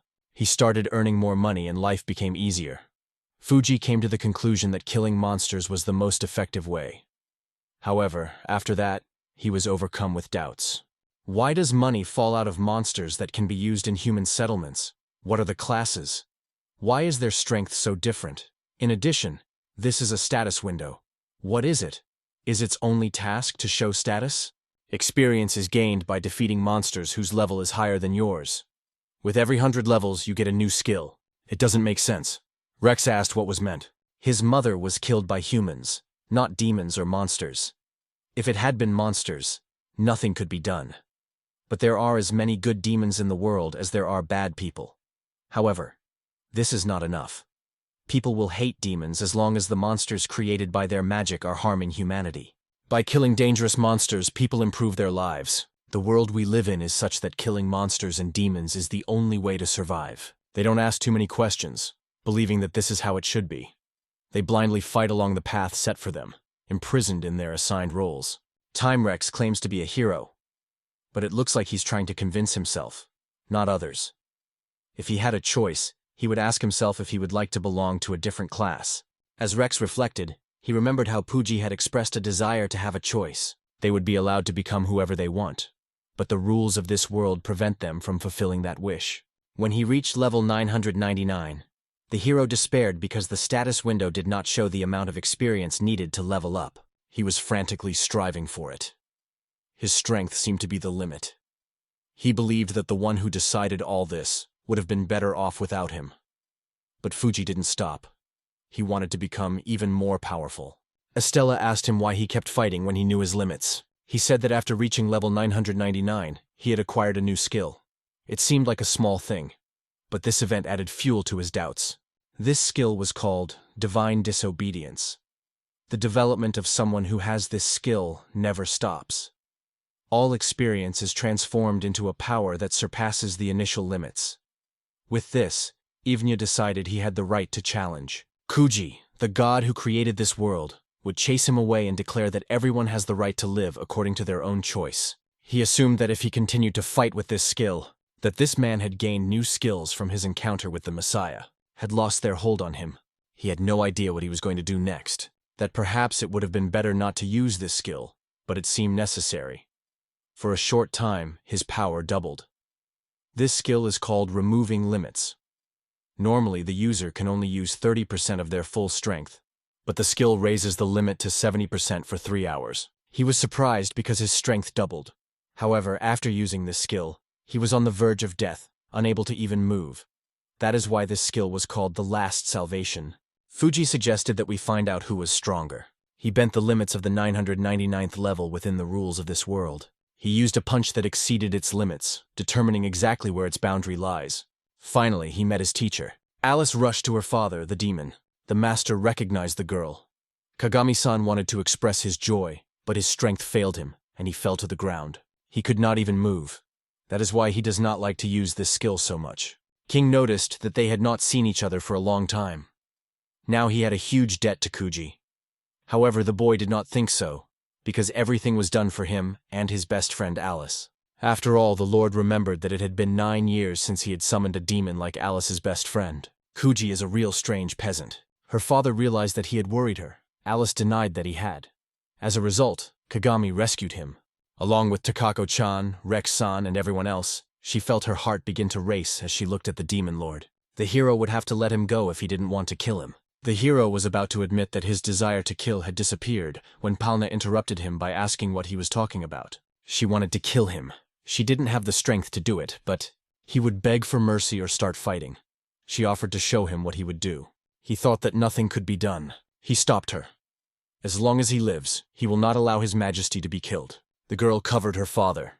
The king did not expect to see me here. The man realized that he had been helping Alice all along and felt proud of himself. Minho asked him not to think about it. The Lord asked what further actions the Estellars were planning. Although he had originally planned to use the power of the Demon Lord to make people feel threatened with extinction, he now doubted whether he would get another chance. Remember that the peasant wanted to send the creator of this world flying, to give him a hint of how to achieve his goal. There are 2 ways to do this. One is to destroy the Demon Lord himself. Rex was surprised by this news. I had no idea what he was talking about. It was now when the inhabitants of Salaria were attacked. The way to escape was not completely blocked, only partially. It was as if he was holding back, intending to later turn the flames of chaos into hatred for the demonic overlord. There was no way Kuji was going to kill the Demon Lord. That was his intention. That is why everything was so complicated. The boy wondered where he got this information. He had destroyed his demonic allies just to get this advice, and thus he had also obeyed the laws of this world. Estella was amazed that he would say such things after reaching this point. As for the second clue, the demon replied that the second clue would be revealed. An unknown artifact appeared on sale in the city. He realized that it was an item worth 10,000 gold pieces. Estella was surprised that he knew about it. The Lord began to gradually disappear, realizing who had called him a bastard. Wasn't he supposed to be a faithful servant of the demon lord? He replied that his fate had already been determined. Estella has only a year to keep the demon lord by her side if Kuji can't fulfills all the conditions. He plans to use the demon lord again to attack humanity, who will meet his death the next time they meet. Was disappointed because she had lost her father again. Kagami-san realized that he had only a year. He needs to collect those 10,000 gold pieces by any means necessary. He thought anxiously about what would happen next. A miracle from Fuji. He offered to open a casino, which impressed the guys to the core. Fuji suggested that the boys take the business seriously. 10 months had passed since the incident in Salaria. There is exactly the same amount of time left to complete Estella's task. To save the demon lord, they need to obtain a mystical artifact worth 10,000 gold coins. To do this, they need to continue their preparations. Now the big casino is almost ready to open, but they have not yet hired staff to manage it. The opening is scheduled for 2 weeks, so they need to find employees by this time. Such a short period of time surprised the guys. Tako called him a fool and hit him. If he had taken it seriously, it would not have come to this. In response, the guy said he was quite serious in his intentions. This place is full of wealthy people, mercenaries, traders, and adventurers. They talk to each other from morning to evening every day. I'm planning to flood them with happiness in the near future.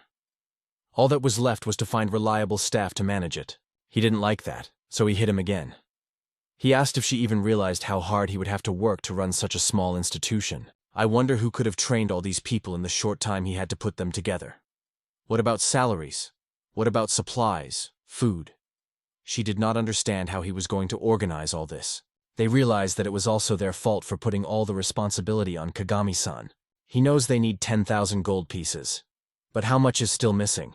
Kuji replied that they needed about 5,000 more gold pieces.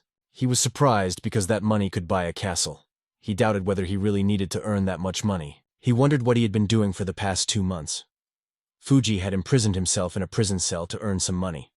In the end, he earned 600 gold coins in those months. He realized that the idea was great, but he forgot about hiring staff. He realized that there were other rewards. He created a fabric that hid Mino's magical energy. Now, wearing this hat, he could move freely. He admitted that the last 2 months had been difficult. He had to live in the open air and be away from Alessia. But now he could be with her and serve her. Takako noted that even with one person, it is impossible to manage a large casino. The princess reasoned that in the current situation, they just needed to do their job well. Tina was afraid of the fact that before opening a casino, they needed to gather a large number of staff and accumulate 5,000 gold coins in 10 months. It was a task of death. Rex replied that it was possible, but they had to do it.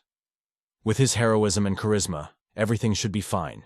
He offered to entrust it to him. Note that their most trusted friend did not accompany them. She realizes that they are now in an extremely difficult situation. But she is sincerely happy to see people and demons working together. She wants to run and share this with her father. During the incident in Salaria, Estella took her father with her. He gave them his 1-year-old child to set them up. By that time, Kagami-san has to reveal the secrets of this world. Otherwise, his father's power can be used again in the battle against humans. To reveal these secrets, they need a special object. But to get it, they need an incredible amount of money. 10,000 gold.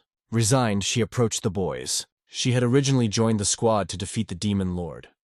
Under the current circumstances, her stay here seems pointless. Or is she wrong? She would return. Until then, their conversation was not yet complete.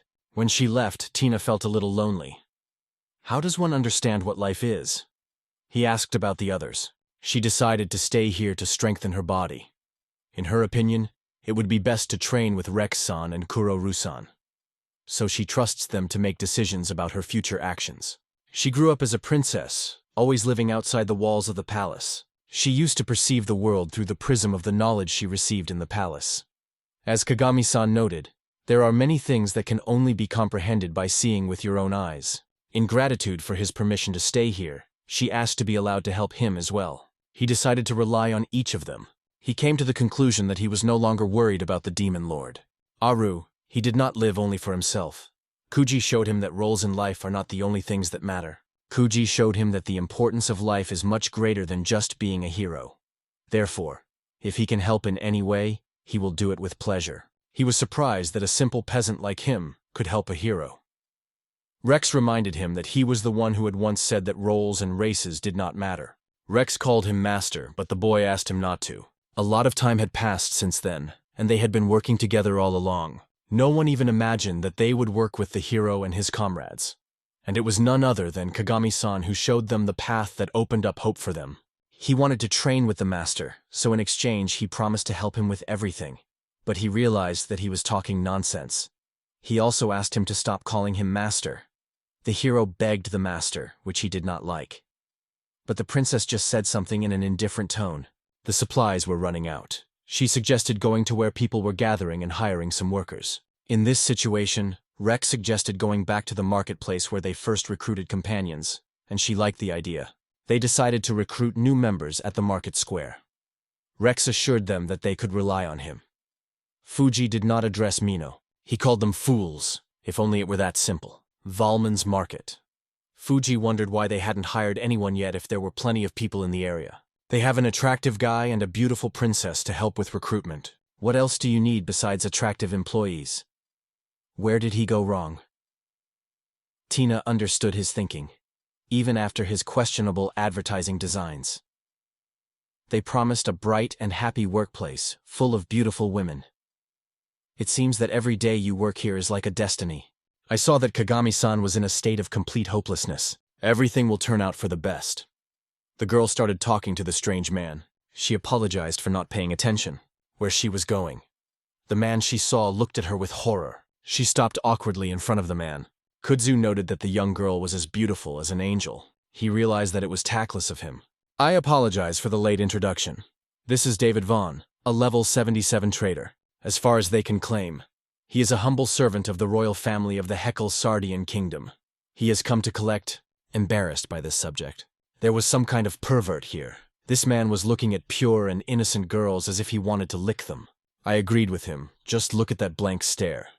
David tried to explain that this was not the case. He invited him to join them on the way to the post office. Let the man go, he hadn't done anything wrong. She is sure that he had his reasons, but still thinks it is quite an offensive thing to do.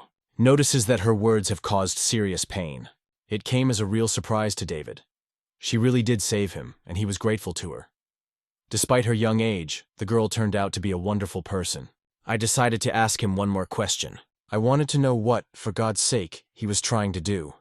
Fuji admitted that he had intended to embarrass him. He had determined for himself that he had come for Kuroro, and he was convinced that he had some hidden agenda. He hopes it doesn't look like he's making excuses to avoid the situation, because the case in question concerns everyone. Recognizes David and asks what he's doing here.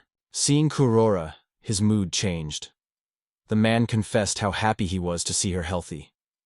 He almost wanted to rush to this shining beauty. Kuji realized that he had become a pervert after all. The princess was very sorry. Something similar had happened during their first meeting, but David did not know about it. Rex has not been seen for some time. The man apologized for the delay in greeting him. Rex suggested that they talk in a more appropriate place, and the man agreed. They gathered in a cafe. Now he decided to ask what exactly he was doing here. David apologized for his abruptness. She recognized that although she had actually stopped her journey to destroy the demon lord, he had no such intentions. After all, for her, as a sage, the most important task is to destroy the demon lord. It turned out that they were training to defeat the Lord of Darkness, and at the same time raising funds to buy the necessary equipment. It was thanks to this approach that Kagami-san reached level 999. Using this opportunity, they could become stronger than before. So they decided to stay here to train. Her goal remained the same. Tina thought this was a great excuse to ask her father to tell her the truth. It turned out that there had been a report that Ms. Kururu and Mr. Rex had been deceived by a villager. Since many adventurers had witnessed the incident in Salaria, word of it spread instantly throughout the kingdom. Confused, I tried to understand what the man really meant. What was he hinting at? He should just say it all. David hinted that he should speak more quietly, that his real intention was to take the princess away.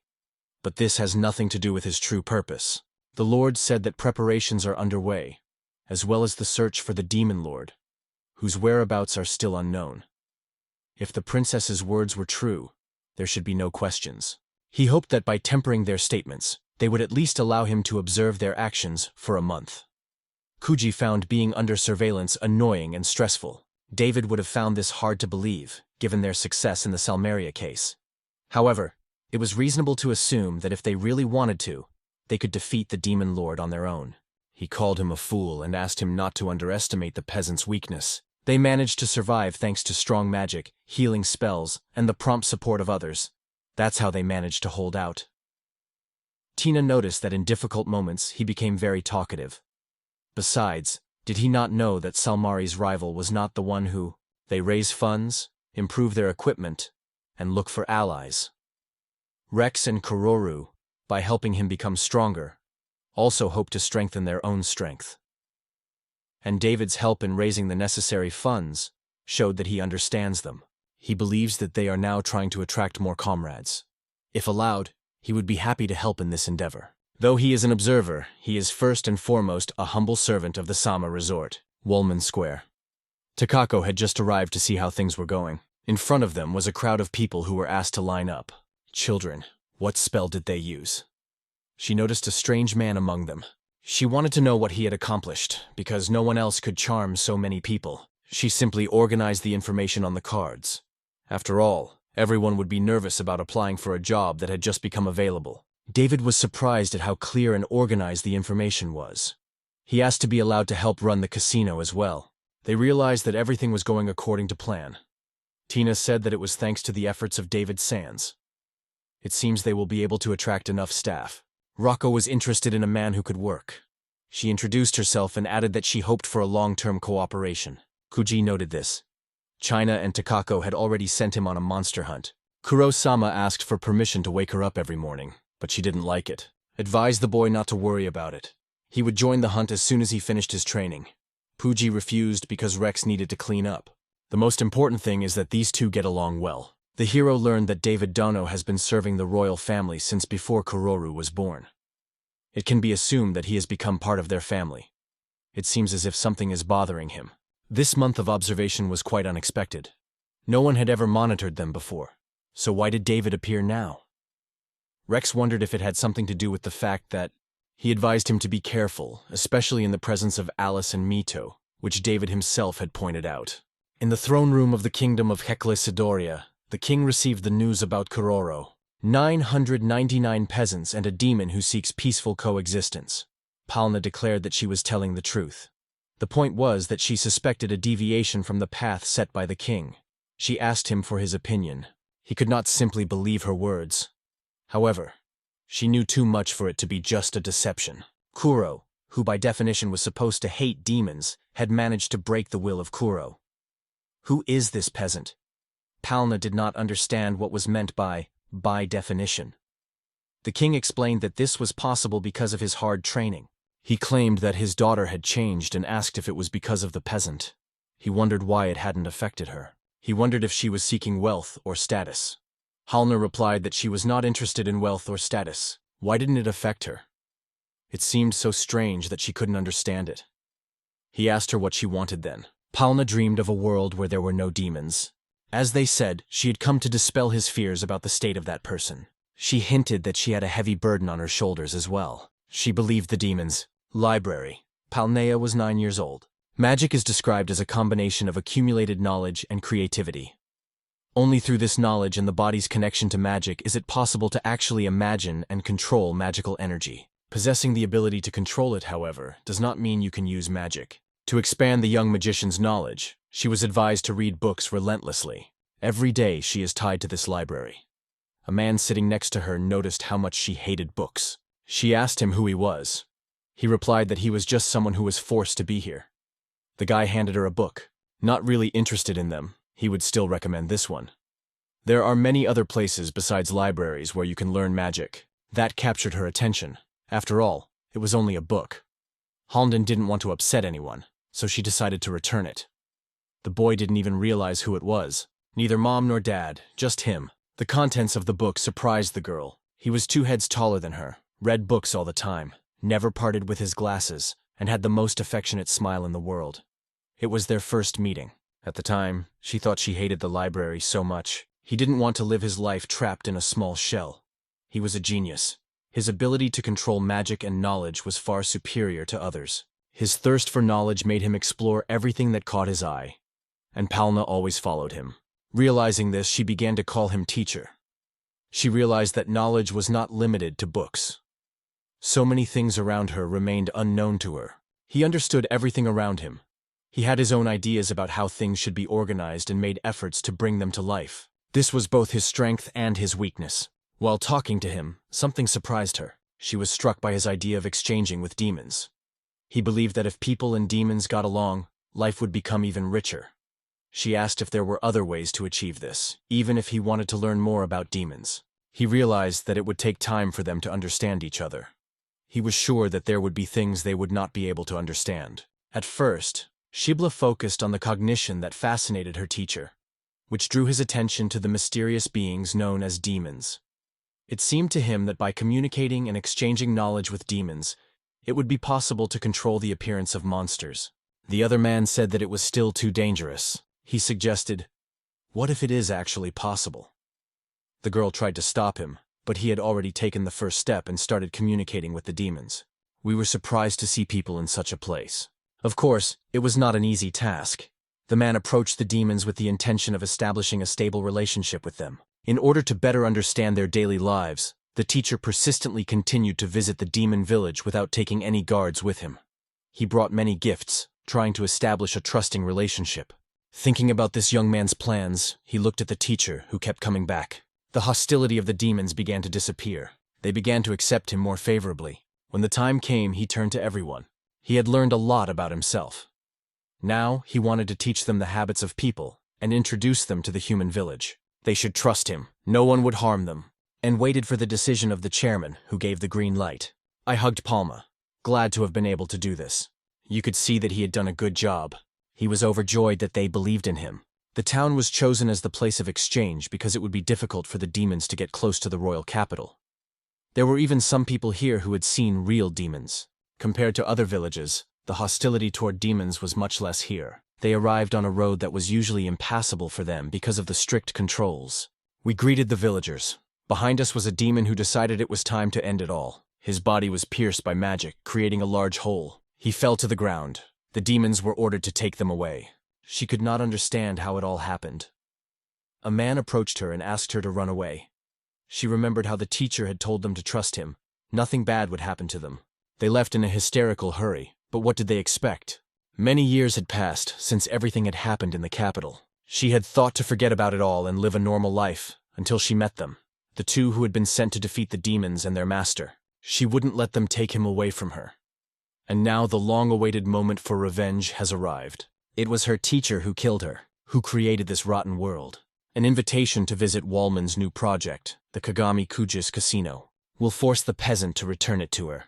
In the training cave, the boys practiced their skills. Kuraru practiced his physical strength. Rex, confident in his abilities, was preparing to throw a punch. Having struck the hero, Kuji decided to do it again. Rex asked him why he had hit him.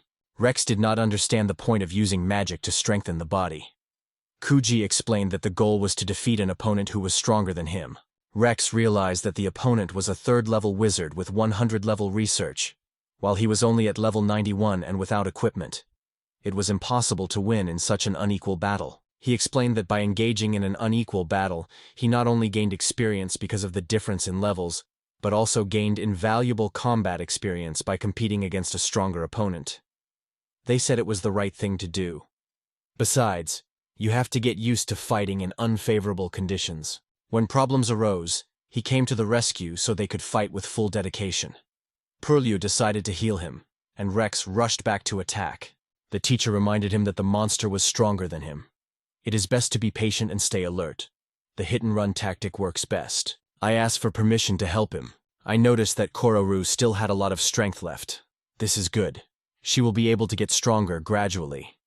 Meanwhile, David found the boys. Kagami is only concerned about the princess's safety. Wise men are often in danger when they risk getting too far away from their protection. Gami-san's words emphasize that such a battle is always full of dangers. She cannot become stronger by constantly avoiding pain. The girl replied that Gami-san was just a simple peasant girl, much weaker than her. Rex explained that he did not want to involve her in anything painful or frightening because she was a girl. He resented the fact that his own pain and hardships were apparently considered something else. In response, he was told, "You're a guy." The hero repelled the monster's attack just in time. We watched his struggle with pleasure. Despite the pain, he became stronger and no longer hesitated. Heroes have a great responsibility. He wondered if Kuraru would be able to withstand the same test. When she approached Kagami-sensei, she recalled that at the beginning of the journey, her level was 40 seconds. Since then, she had only risen 3 levels. The guy decided that she shouldn't act rashly. After coming up with a new idea for leveling up, the tired Rex called Kuraru over. The girl happily told Kuji that she would do anything to reach level 200. The boy stopped, hesitating. The princess was annoyed that he turned away. Rex asked Kurura to apply the treatment. Alice handed him the potion, while the princess felt ashamed. He assumed that he still had a lot to learn about the hearts of girls, but wondered how he could possess such power at such a young age. The man wondered what helped him become so powerful. The man replied that it was a long story, so it would be better some other time. First, he started fighting to collect the money that was left over from defeating monsters. He figured that would come out some other time. But it was good to know that his motives were not just money. He could never have trusted Kurosama to someone like that. Kuji suggested that he thought he was a commoner who only wanted power for the sake of money. The man denied it. It's rare to find a commoner who wants to improve his level, and even then, most do it only for the sake of money. Many of them, unfortunately, die in search of powerful monsters. He thought they were fools. Alice summarized, "When you defeat a powerful monster, you can get a lot of money." This turned out to be completely true. Although such sums do not quite correspond to their status, there are also rare monsters for which you can get a lot of money. Fuji wondered if Alice knew of a place where such rare creatures could be found. She apologized, explaining that she didn't know about it either. In the library, she came across a book that told about the most powerful monster in the world, so strong that even the power of the demon lord looked insignificant next to it. She wondered how much money could be made if they could defeat such a creature. They realized that it was impossible to earn the entire amount by killing monsters alone, so they opened a casino. I asked how the preparations were going. He hadn't forgotten that the opening was the day after tomorrow, wasn't it? David was sure he wouldn't make that mistake. He had some free time, so he decided to join them. After all, watching them was part of his job. Kuji was surprised by his cunning. During the journey, they obtained the horn of a blue demon, which they defeated. To hide the leakage of Mino's aura, they need to disguise it with the contents of the wagon. He hopes that they can use the horn to deceive the inspectors. Koji suggested that Takako-chan hurry up. He admitted that he was really grateful to him, and glad to be able to rely on him for all of this. When they first met, he thought he was nice, but if he wasn't there, they wouldn't be able to open on time. However, the man had a completely different opinion. San is just incredible. He is able to complete tasks without any help, earning the respect and trust of the entire team. A real man among men. I was surprised to hear that Takako-chan was a woman. It was hard to believe. He remembered that she always wore pink clothes. He could not understand how such a being could be considered a woman. Puji said that if Takako-chan heard this, there would be trouble. It was better to accept it and move on. David recalled how they touched each other's shoulders while working. How she would touch his back and grab him by surprise, touching him in strange places. He explained that she was just flirting. Alice asked why Kagami-san had such a strange expression on his face. The boy realized that she was really in love with him, and he replied that he was wondering if he shouldn't look for a wife soon. He thought that everything would be fine. After all, he had her. Kuji replied that if he was still single in 10 years, he felt averse to the idea of marrying Alice Chan in 10 years. Rex asked her to cure him of this. If he becomes too interested in her, David will start to suspect something. After all, Alice is a demon, and Rex is constantly asking her for help with magic. The princess realized that in 10 years Kagome-san would be 30 years old. She thought that he should not underestimate himself. Besides, she would not allow a wedding with such a big age difference. Alice didn't mind at all. Führer said that she should. Rex was still calling her. I was glad that it was finally over. It was unbelievable. That guy really thought it was over. Puji thinks it was largely because of Carrara, for which she apologizes. She also wished she could have used healing magic. The hero assured her that she was making a great contribution by constantly supplying him with potions. She realized that at such moments she was unable to protect anyone, and this weighed heavily on her soul. The guys noticed that Rex was overwhelmed with emotions. They offered the hero to test his experience in a battle with this monster. When he saw it, he was surprised. He realized that he had gained much more. The threat of death is a very important factor. He realized how he was able to reach such a high level at such a young age. Kuji explained that it was because of his self-healing skill. In his case, he has Kororu, who heals. So without her, he should not engage in combat with strong opponents. Without it, he wouldn't have been able to do it so quickly. Besides, if he were to die, all of this would be meaningless. Rex asked when exactly Kuji learned his self-healing skills. Kuji's first skill was self-healing, which he gained at level 100. Rex wanted to get a similar ability. He thought it was probably impossible. Stiller also said so, but it was a very rare case. Besides, peasants could only master unusual skills. Rex remembered that the teacher had the skills of self-healing, overcoming physical limitations, and exceeding the limits of strength. He told them about these 3 skills.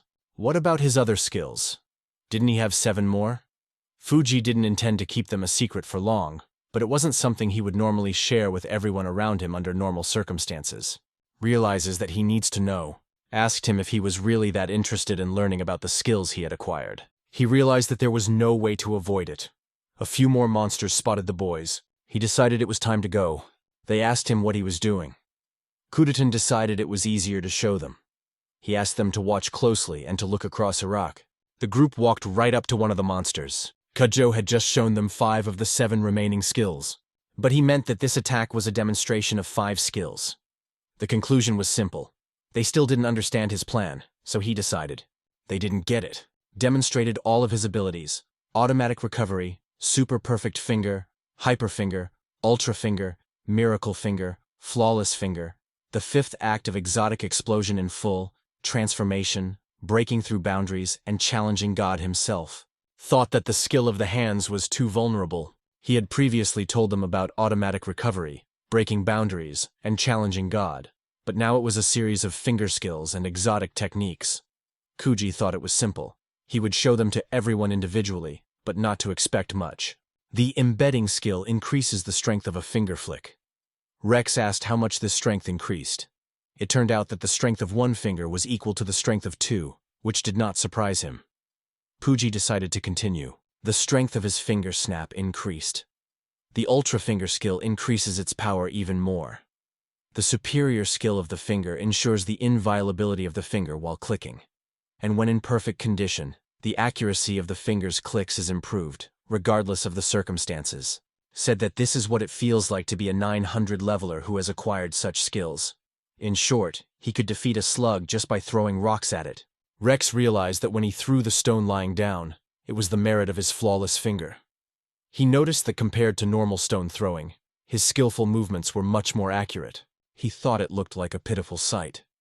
The girl asked about the 700 level. Other skills were different from his finger precision. His persistence was not in vain, because the skills he had acquired sounded impressive.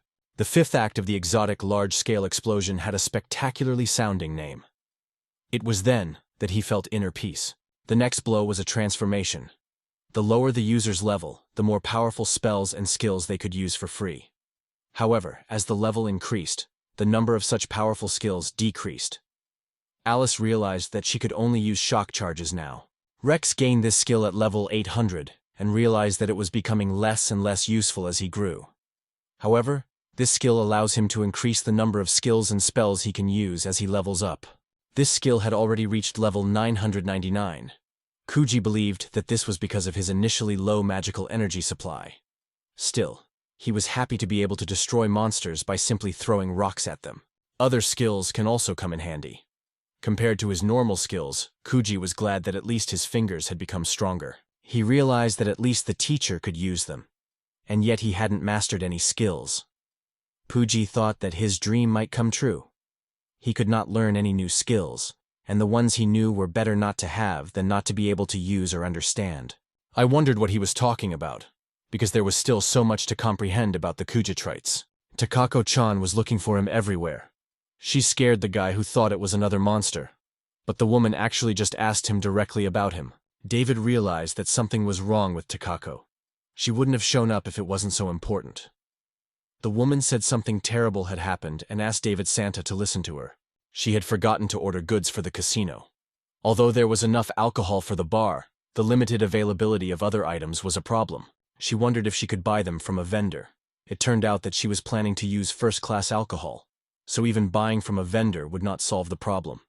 He agreed, because they were catering to aristocrats, and cheap alcohol was not an option. Takako admitted that it was her fault. He assured her that there was nothing to worry about. She was grateful for everything she had already done.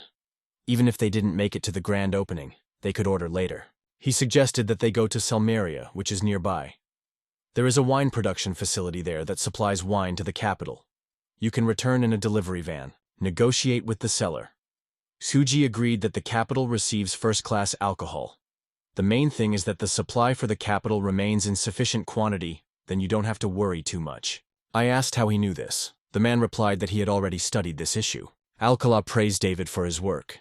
In fact, there were a few other questions he needed help with as well. Koji thought he was far from an ordinary worker. But what else was he doing here besides watching Kuro? He was so glad they had David Sam that he realized later that it didn't matter how. All he had to do was wait and watch. Fuji was surprised to see so many visitors, and was glad that they had finally opened. The girl said that it was a little hard to move in these clothes, and it touched her. The guy thought it looked great on her. Alice admitted that it was very scary. San and Takal-san had just caused her suffering. He thought it looked really nice on her, so he didn't think they meant to hurt her, whether they would succeed or not. All these tireless preparations are reflected in the support she provides. It was a real miracle that they managed to open their casino. As always, Kagami is hunting monsters for money. The casino had just opened, but the guys realized that they were not alone anymore. They were surprised to see the awakening of life in the room. The old man turned his tired face in their direction. He thought he heard Miss Alice's voice. The boys realized that he was exhausted from overwork. He noticed Miss Alice and admired her appearance. It was as if he had come to life again. The girl thanked Mino for his efforts. Together they went in search of Takako-chan. The boy asked the lady to never leave him. Chan was not at the bar. Alice assumed that she had decided to take a break. Suddenly, he stopped in front of something and surprised the girl with it. It turned out to be Takako-chan's room, which he had never heard of before. He decided to look inside. Inside, several burly men were having fun. One of them said he was tired and offered to have a snack. Alice was interested in what he saw. Rex met them, and Kudzisav immediately noticed that he was working hard. She asked him where Kure-rusen was. He explained to her that Kuroku doesn't deal with visitors, so as far as he knew, she must be in the restroom with David Dono. The more significant question was, they are happy to sit and look at the menu. They're busy now, so let them save the nonsense for later. He mentioned that they were guests now. You can't treat guests like that. This man thought he didn't need such visitors. She said she wanted a chocolate parfait. She was asked to look at the menu at least a little more carefully. We left the room with a feeling of satisfaction. I asked Kagami-san if he knew where Tina-san was. He replied that, after all, Tina is a priestess, so he knows where she should be. I was surprised that they had even built a chapel, but it was a bit empty. He replied that of course it would be. After all, there's already a wonderful church in the city. The guy suggested doing something since the chapel was already built. Perhaps to teach people the word of God. As for the reception area, it could inspire people to keep going despite setbacks and losses. Tina thought someone else was better suited for that. Kuji didn't think so. She is a great listener. At least she's easier to talk to than Tasakako-chan. He offered to check it out. He asked about his concerns. Kuji suggested adding more holiness to the speech. The girl asked the lost lamb what was bothering him. The young man told her that even though he had built a casino, it was mostly run by another person. This resulted in the creation of a dangerous and mysterious place called the Takako Room. What should he do? Tina asked him to be brave. He found the boys in the recreation room. The girl looked admiringly at the dress, which suited her very well. It was so cute. Tina wondered who had given her this fluffy toy. David admitted that he could not resist the girl's charm. He told Kiriru that they had to start, but the girl asked him to wait a little longer, and he agreed. Alice indignantly called him a traitor. The princess wanted Alice to have other clothes.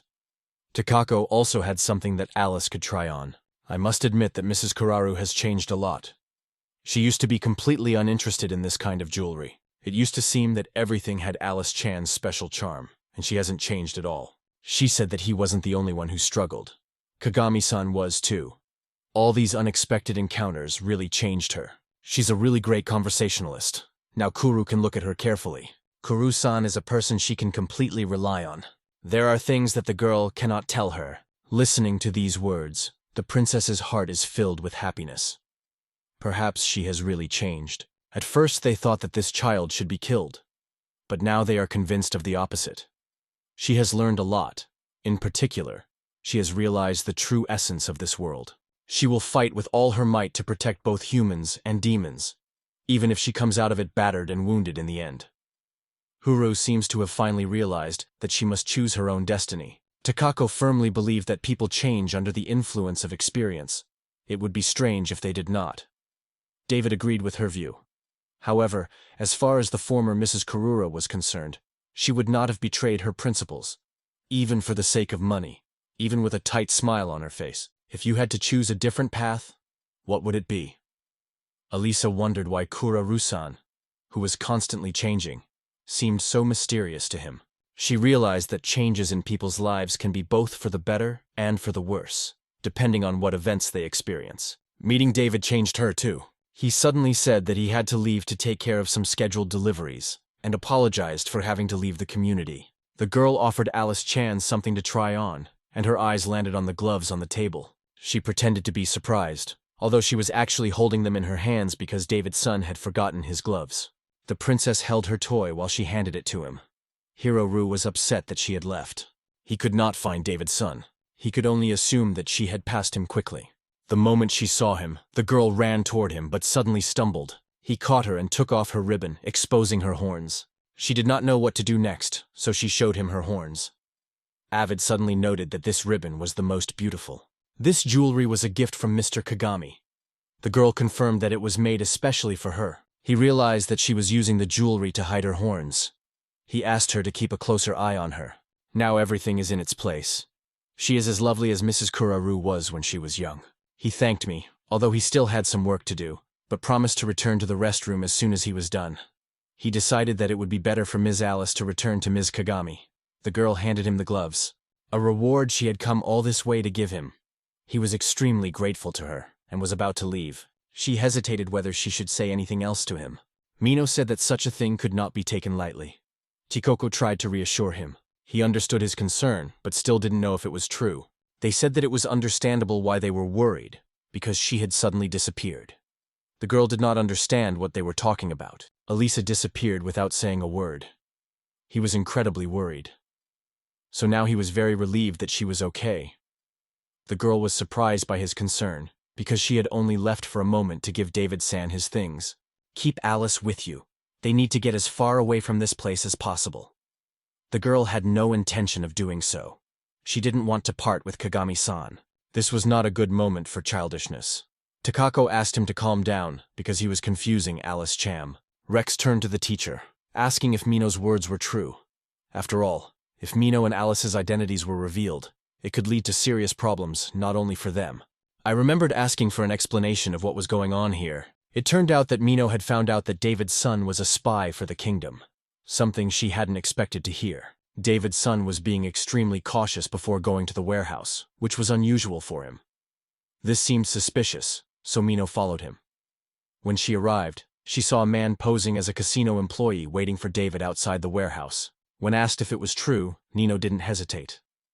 He replied that there was a report to be given to the king. There was no suspicious activity among Mrs. Kararu, Mr. Rex, or their company. He said these words as he handed over several documents. We are concerned about his mention of the company. Even if he is exaggerating, it cannot be ignored. At first, they didn't seem to be too bothered by the fact that he was following Kurora and the others. As long as he was helping them, they didn't mind his presence. But what if the reasons were completely different? Perhaps he was not monitoring Aribe Dallas's treatment. The princess thought so too. He was always there when she and Alice Chan were together. It didn't seem to her that David was that careful with the girl. Fuji realized that the people of the kingdom didn't know anything, but they seemed to have some doubts about them. It would become a serious problem if people started to doubt Mino and Alice's true identity. Alice does not believe that David's son will tell the kingdom everything he has learned about her. Watching Kuro-rusen closely, Fuji asks her why she thinks so. Kuro-rusen tells him that David-san had just seen her horns, but he didn't say a word about her being a demon. It seemed like he was already aware of this and kept it a secret. They had to run away immediately. Takako tried to calm him down. Kuji reminded him that David had said there was no suspicious activity. It would be strange for him to say that if he already knew that Alice was a demon. However, Nino guessed that he only realized this after he filed the report. Until the next report, Nino had to behave as usual, because it was in that report that he planned to reveal that Ms. Alice was a demon. He thought that maybe he was covering for them. If so, their escape would ruin any chance of defense. Nino didn't understand why he would lie for them. There was no way he would dare to lie even to the kingdom. He didn't like his stubbornness. He thought about Alice. He decided that if he was watching them, now it was time for them to follow him. The demons reported that they would somehow manage it. In the meantime, they decided to trust David, which Mino was not happy about. Coco wished he had followed her. A week passed, and during this time, David-san never told the kingdom about Iris's true identity. He continued to report that no suspicious activity had been detected. As soon as one problem was solved, another one arose. Iris told the boys that their sales were severely lacking. They get about 800 visitors a day, but you have to take into account the expenses that reduce their profits. It was almost nothing. The young men knew that locals and travelers mostly placed only small bets. Most of the nobility, who seemed to enjoy the games, came only for the opening of the casino. They were impressed by the fact that commoners were also there. None of the aristocrats visit casinos. After all, it is a casino.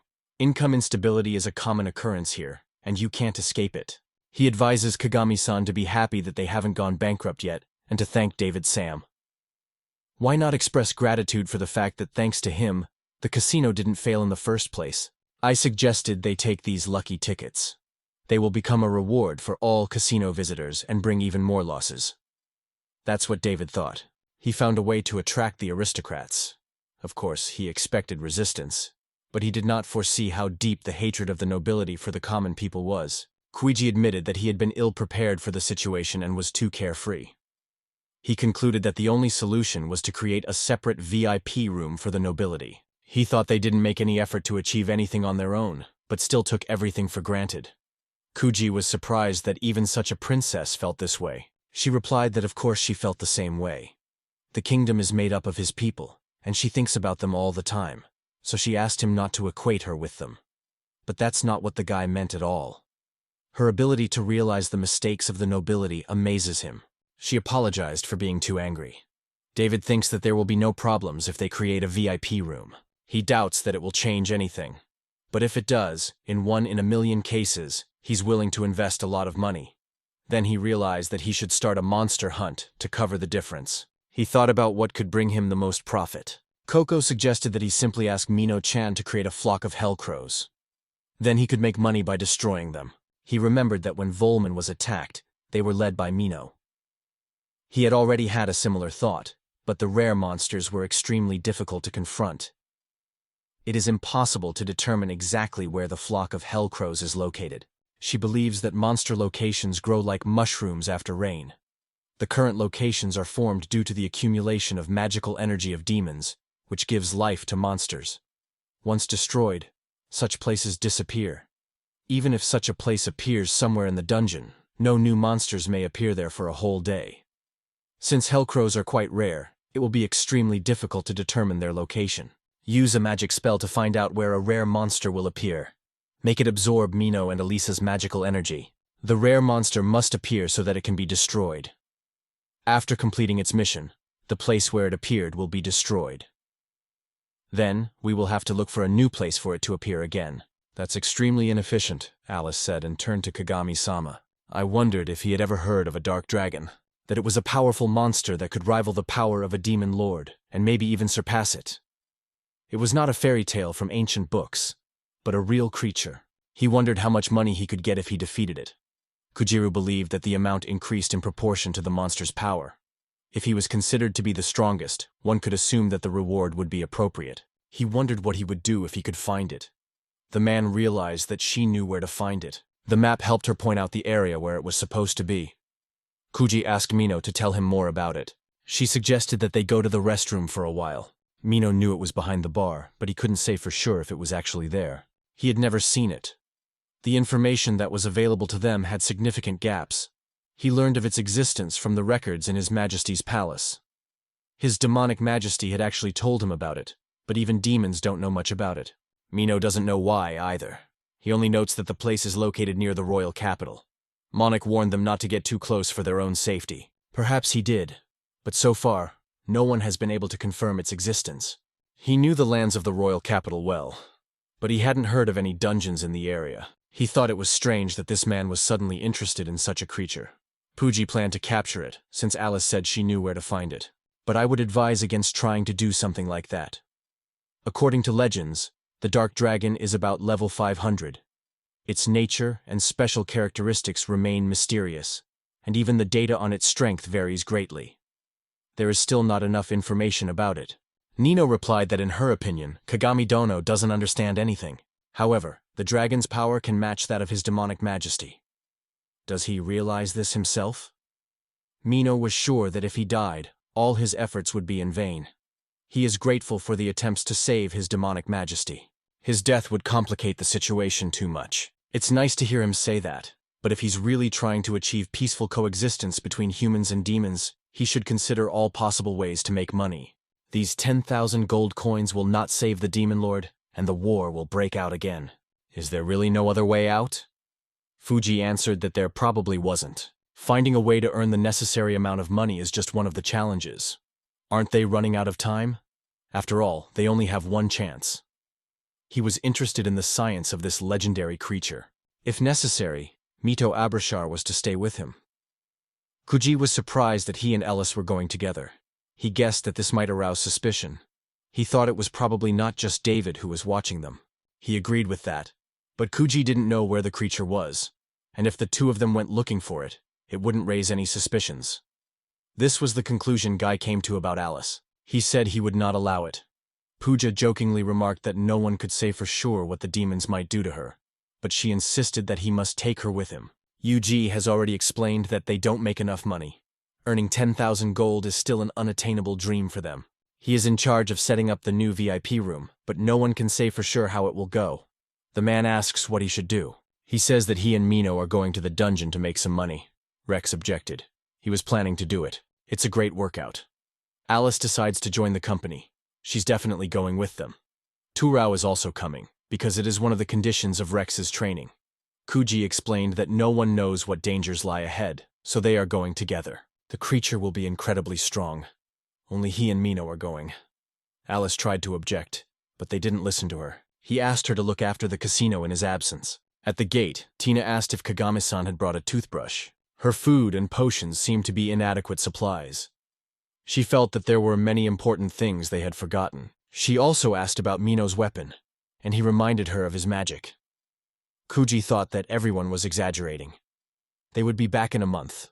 Marco explained that their leader was going on a trip, so it was only natural that they came to see him off. He asked them to take care of the casino in his absence, even though it wasn't a big deal. To realize that this happens to every leader. After all, they are the ones who make important decisions. The guy thinks it's time to act. She asked if there was anything she could do for him while he was away. She advised him to just take care of his health, if his words were not a joke. He is standing here because of her. Her presence inspires him to try his best. If something happened to her, he would lose the will to fight. He realized that there was nothing he could do, and David asked if he needed anything. Yesterday he had asked Coco-chan about it, but decided to ask him again. The man wondered what he needed from him. Perhaps he would ask him to look after Alice for him. He immediately agreed, and readily accepted his frank request. He was grateful to hear this not only from Takako-chan, but also from him. He felt a huge weight falling from his shoulders. The guy relies on them. Before leaving for the trip, David notices that the girl looks very upset. Wallace could not understand why she could not be as useful to Kagami-san as the others. The man asked if she really felt that way. As Kagami-san said, her very presence gives everyone strength. She is like the golden rays of the sun. Everyone, including him, supports Kagami-san. However, this is not the only way to do good. The girl wondered what he meant. There are assumptions that Kagami-san hasn't thought of yet. We're trying to achieve something he doesn't even know he wants. This is the only way to help Kagami-san. For example, if she asked him to buy something, he would definitely do it. Alice didn't know what to do. Maybe she should become a saleswoman. She realized that her charm was a kind of weapon. She needed to learn how to use it to its fullest. Although he said so, she didn't quite understand what his advice really meant. Explain that even if you don't have a special talent like Rex-san, Kororu-san, or Mino-san, just being around Kagami-san is a kind of support. And finally, it's not just what she can do now that matters. Kagami-san is wondering if there is a way to be useful. She just needs to identify what she is good at. It's important to work to expand your range of abilities. David promises to do his best to support her. The girl thanks him and returns to Kuru-san. She told him that she wanted to learn magic, which surprised everyone around her. She was about to start her magic lesson. It is very important to read as many books as possible to accumulate knowledge. It is said that the first step to mastering magic is the ability to visualize it clearly. He encourages Alice to work hard and gradually gain new knowledge. He notes that thanks to David's son and Takako's son, the casino is back in business and continues to grow. The staff is improving their skills and can work longer hours. She was surprised to see Rex-san here as well. He was also eager to learn more about magic. All his time was taken up with physical training, so he didn't read much. But being a born hero with a huge supply of magical energy without the ability to use it is a waste of a gift. He knew only one fencing technique where he could use magic, a heavenly wave that cut off heads. What was magic associated with, and what exactly did it mean to use a soaring ice sword? She imagines a piece of ice through which she can channel her magic to control it and gradually polish it. Its shape is determined gradually. With practice, it becomes easier. There is a force capable of utilizing and absorbing magical energy. An organ known as the magical circuit processes and directs the magical flow in the body. If you possess magical energy, with practice, you will be able to use magic. In Rami-san's case, because of his skill, the ability to use magic is blocked. Rex added that they, instead, simply have huge reserves of ready-to-use magic energy. But the girl Fuff, even after 10 days of practice, may not have any talent for it at all. This is not surprising. Mastering magic does not happen that quickly. Nevertheless, she should continue to study as long as possible. It's important to persevere toward your goal without giving in to disappointment. Alice agreed with him and assured him that she would continue to try. Determined to help, he advised her to focus on learning only one type of magic that she liked. Once she had mastered this area, she could confidently expand her arsenal. The teacher thought for a while. He asked her what kind of magic she would like to master the most. The girl wants to learn how to use healing magic. That way, if someone is injured, she will have the power to help them. It's an extraordinary choice. He looked at his watch and realized that it was almost time to get back to work. Everyone had been asked to prepare properly. Rex was disappointed that he hadn't been able to use his holy white ray. I didn't understand him. It was the name of his last final stroke, and David suggested that he hurry up. The girl announced that the food and drinks had arrived. When they saw Alice Chan, everyone thought she was the goddess of luck, which meant they had won. They wanted to approach the girl, but they were prevented. The staff was concerned about her safety. The staff and visitors here are really nice people. As soon as she encounters a problem, they immediately rush to help. It is incredible to work in such a place with such dedicated people. But all this is only because no one knows who she really is. She often wondered what would happen if they found out she was a demon. Finally, David found her. He told her that everything was going according to plan. The girl asked him what he was doing here. It turned out that some of the supplies had run out. Alice noticed that they had a lot of visitors lately. Everyone is so busy. The man said that Ms. Kuru and Mr. Rex were very helpful. Mr. Rex is helping with the seating arrangements while Mrs. Kuru is using magic to heal the wounded. To avoid becoming too popular, Ms. Takako came up with an idea. Put masks on them. That way they could work anywhere. He wondered if he would have to take care of many things. She wanted to help. David said that was very nice of her. To get started, it was worth finding out what he meant. The last reason he kept it a secret, as if he didn't realize what kind of secret it was. Alice asked him not to pretend he didn't know. She asked if he really didn't realize what it was about. He assumed that the girl was worried. But Alice realized that in the end, this was an enemy that had to be dealt with at all costs. Her opinion may have been correct. He had thought the same way during their first meeting. Alice wondered what would happen next. She had become so precious to him that he couldn't put words to it. Thinking back to the short time they spent together, that's exactly how he felt. The Count is worried that he might treat her unfairly. She needs to know that he has no such intention. Moreover, Kuro-san considers Alice to be his close friend. From everything he has seen, he realizes that she is wonderful. Instead of despising her, he feels incredible respect. She is always honest and kind to everyone, even more so than most people he has met in his life. It follows that her true identity does not matter. She is who she is. She is extremely grateful to him. David is also of great importance to her, which came as a surprise to him. These words become a great honor for him. He directly feels his body being filled with power. The words that had a negative impact made Tamino completely rethink the situation.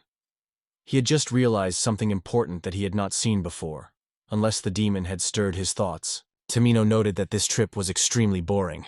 It turned out that Min was bored too, because Puggy realized that for 10 days all their conversations had been kept to a minimum. "The monster is out there. Let's build a shelter, it worked," was all Mino had said in the last few days.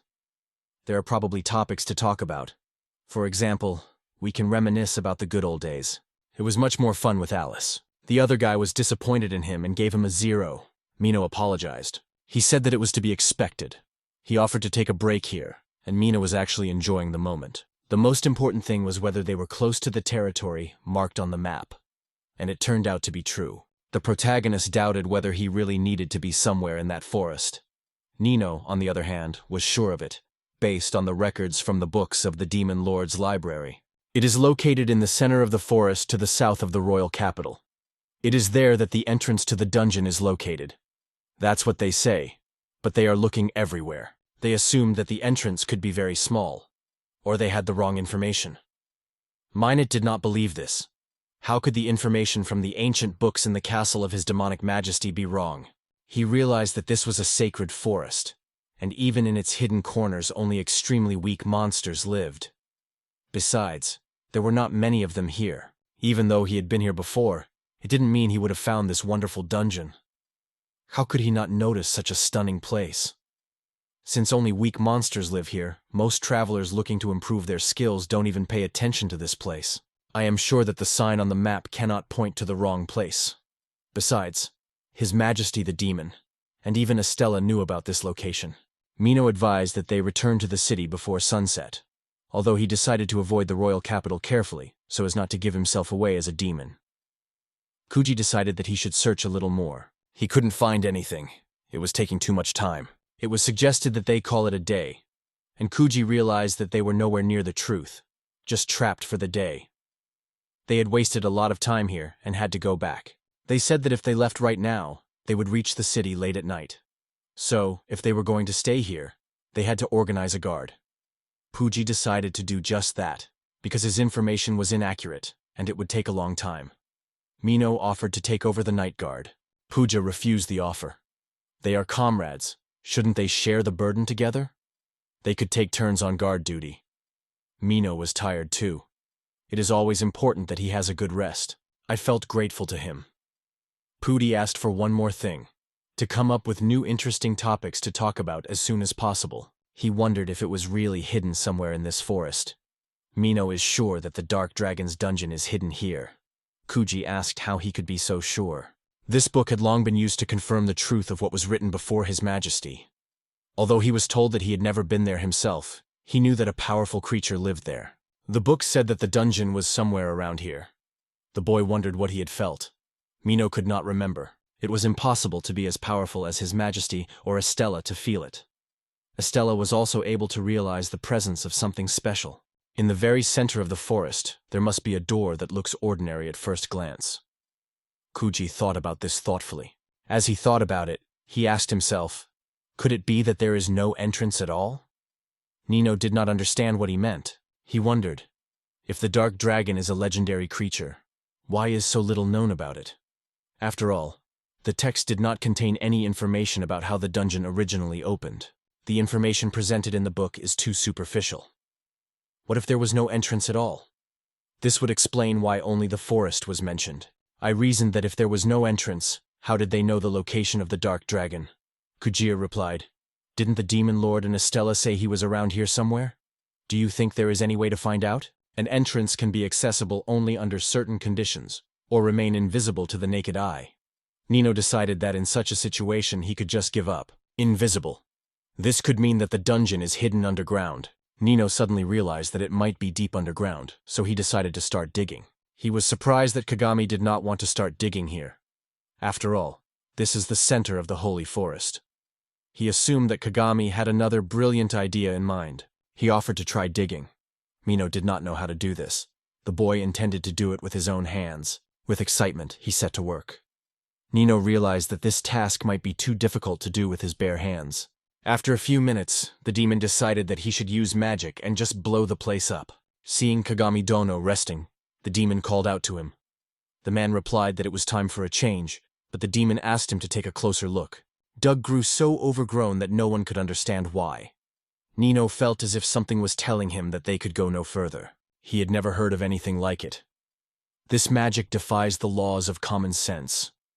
Maybe it's even a type of magic they don't know yet. It seems logical, but Kujiki sees no other way. It destroys motivation at its very core. Mina wonders if this will be the case wherever they start digging. He had managed to dig wolf holes before to destroy large monsters that were much deeper than this one. So he didn't think it would be a problem now. He concluded that this anomaly was confined to this place. In that case, he realized that there was something special here. Apparently the demon noticed that if it cannot be reached, it is useless. This is probably a precautionary measure against unwanted guests. There must be another way to get in. Kujiki continued digging in the ground, not thinking about options, and noticed something unusual. He decided to focus on digging harder. Mina was sure he was in vain. He was only wasting his energy. Suddenly she noticed that the recovery was not going according to plan. It seemed like there would be no end to it. Nino decided that if they continued a little at a time, they could still reach the goal. It must be hard to dig without rest. Kuji replied that it was fine. He really didn't want to give up and go back to the beginning. Kuji decided to take a risk. Mina wondered what he was up to. The boy asked her to wait a little while, promising that everything would be revealed. If something went wrong, he would only have her support. He pushed himself beyond his limits and asked Mino to stay close by. The surface began to crack. They thought it was too dangerous. Kujin felt that something was suspicious. Eventually, they managed to get out of the dungeon, and suddenly they fell down together. Kuji felt that Kagami Dono was heavy. Kuji apologized. Not surprisingly, it didn't hurt at all. On the other hand, places like this, where they fell and closed. Just as Mino had said, the dungeon was in a sacred forest. This could mean that the dark dragon was somewhere nearby. There was no way to escape through the opening they had entered. They had to find another way out. There are many unknowns here, Puji interjected, saying that it was unexpected that the dungeon could be here. Mino noted that Kagome was fine. The boy sank to the ground, saying that he needed to rest, in the church. Alice managed to use magic. David noted that this was a great result after 5 days of hard work. The reward was that she had mastered 3 types of magic in just 5 days: fire magic, explosive magic, and healing magic. This is a feature of the demon race. She will undoubtedly become a powerful magician in the future. Thank Tina-san for helping her study, despite her fatigue from her own responsibilities. Tina has realized that learning healing magic can take a long time. Practical training in the church would give her the best results, and she would definitely master the spell. It was thanks to her that she was able to learn so quickly. She is very grateful for that. She offered to let me know if she would like to learn more, although she is still in the process of learning. The girl also expressed her gratitude to Kira Rusan and David Sand. She admitted that she decided to move forward of her own free will because their training was postponed due to Kagami-san's absence. Oh, and it gave her the opportunity to train in magic with her. Alice-sama has the same opinion as Kuraru-sama. If Alice-sama is strong, he'll be able to strengthen everyone else. She was happy to finally be of use to others. The princess noticed that Rex Sand was also making impressive progress. She heard him say that he didn't understand why he couldn't do it. Perhaps he was trying to combine magic with swordplay. Alice remembered that she hadn't seen him today. He seems to have some business to attend to. She noted that he seemed very impatient when he announced his departure. I guess everything will be fine. She offered to take over the treatment of all these people. After that, David will also try to help, even if he doesn't have the magic of healing. Kurori would also join in. Kurori decided to quickly help these people so they could finally get some rest. David knew that everyone was hungry. Since he was in charge of the place, they could order whatever they wanted. He wanted to order a Salisbury steak. David noticed something strange. What was wrong with them? The girls answered that it was getting late. Tina suspected that she was tired. He could only guess at the real reason. However, the girls should take care of their health. He asked them to at least eat something. Then the princess chose a salad. The princess thought that salad was too light a snack for dinner. David had a different opinion and decided to express it. Everyone went their separate ways, and it became very lonely. The girl did not understand where he was going. At first he was sent here to look after Kurorusama and Rex Sam, but soon he would have to return to the king to fulfill his duties. She must not be sad. If she wants to meet again, he is sure it can be arranged. The princess will be sad to see him go, and so will he, having spent a lot of time with them. Those days have become a source of nostalgic memories for him. He considers the fact that little has changed since then a true gift. Let's assume that the days he recalled were many months before Kuroro-san left the castle. Could they really not have met before then? Most likely, David-san was very busy, and yet, Sen's work is always impeccable. She worries what will happen when he leaves. She is sure that Kagami-san will have some comments about this. He replied that he would definitely visit them when he had some free time. Alice took this as a promise. Suddenly he burst into the room. Not finding them in the church, he searched the place. The boy noticed that he did not look very well. He hurried them along and told them that he would explain everything later. Now, he had to run. Rex was asked not to shout so loudly. She emphasized that since they would be working late into the night, they should take a break. She suggested they sit down and rest. They were happy to see her. She asked them why she had come here. "Don't you trust me?" he asked. Palna replied that this was ridiculous. Did he really think they wouldn't realize the trick of false reports and take action on their own? She perked up when she saw Palma-san and moved confidently in her direction. The lady pulled away from her. The moment the girl pressed herself against her, the lady backed away. The people present noticed the horns on her head. Everyone thought that this child was a demon. Is this a joke? Isn't this girl one of the casino staff? Palna pushed her to the floor. Security guards appeared with her. Everything was happening exactly as David had feared. He was asked how he planned to get out of the situation. The royal aide, the Duke of Military, arrived with a new idea. It's hard to believe the crazy speeches of a witch who was once part of this group of heroes. But here they are. It is unclear what exactly David is up to, but it looks like Palna's prediction. Her report that this child was a demon turned out to be true, as did her warning about his deception. Realize the seriousness of his crime. The princess asked David what he meant. The man recalled how he had been ordered to come here and observe the actions of their troops. Pauline came to the king and told him that Ms. Kararu and Mr. Rex had joined forces with the demons. There had already been reports of their actions in Valmina. The king, of course, thought this was ridiculous, but he needed proof, so he was sent to check the truth of these claims. When he realized why David had come here, he realized that this child was undoubtedly a demon. According to rumors, she had somehow suppressed her magical energy. He went to the hospital to quickly check her claim. As far as he remembered, he had a report indicating that he had not met anyone who might be a demon. David asked why the military had come here and didn't trust his report. He replied that not at all. David was exceptional. When David was considered for the role of observer, he was the one who approved him, given his past covert operations. If the message had come from someone other than Palna, he would not have been successful. The two had known each other well for a long time. From the beginning, he trusted her words unconditionally. To confirm her words, David shows evidence, but because of the inconsistencies in their reports, the Duke begins to suspect something is wrong. David would not dare to lie in the report. The girl's teacher's father is a military man named Ramad. She was convinced that all traces of him had disappeared from this world. It was hard for me to remember who the teacher was. If only to please the royal daughter, everything would be easier. But now it's a stalemate. I really wonder what he was thinking. If he had a good reason, maybe the king would commute the sentence. David asked what they were planning to do. Mrs. Kuraru, Mr. Rex, and Mrs. Alice. The Duke wishes to return Mrs. Kururu and Mr. Rex to the capital. The king will decide their fate. Regarding their ties to the demons, it is suspected that they may have been bent to their will, just like the demon child. If they capture the second demon, his execution is inevitable. The fact that he immediately ran away after suggesting that they join forces to capture this child shows how much her presence disturbed their thoughts. I could not understand why Palna had done this. After all, she had also heard the teacher's story, and people are no different from each other.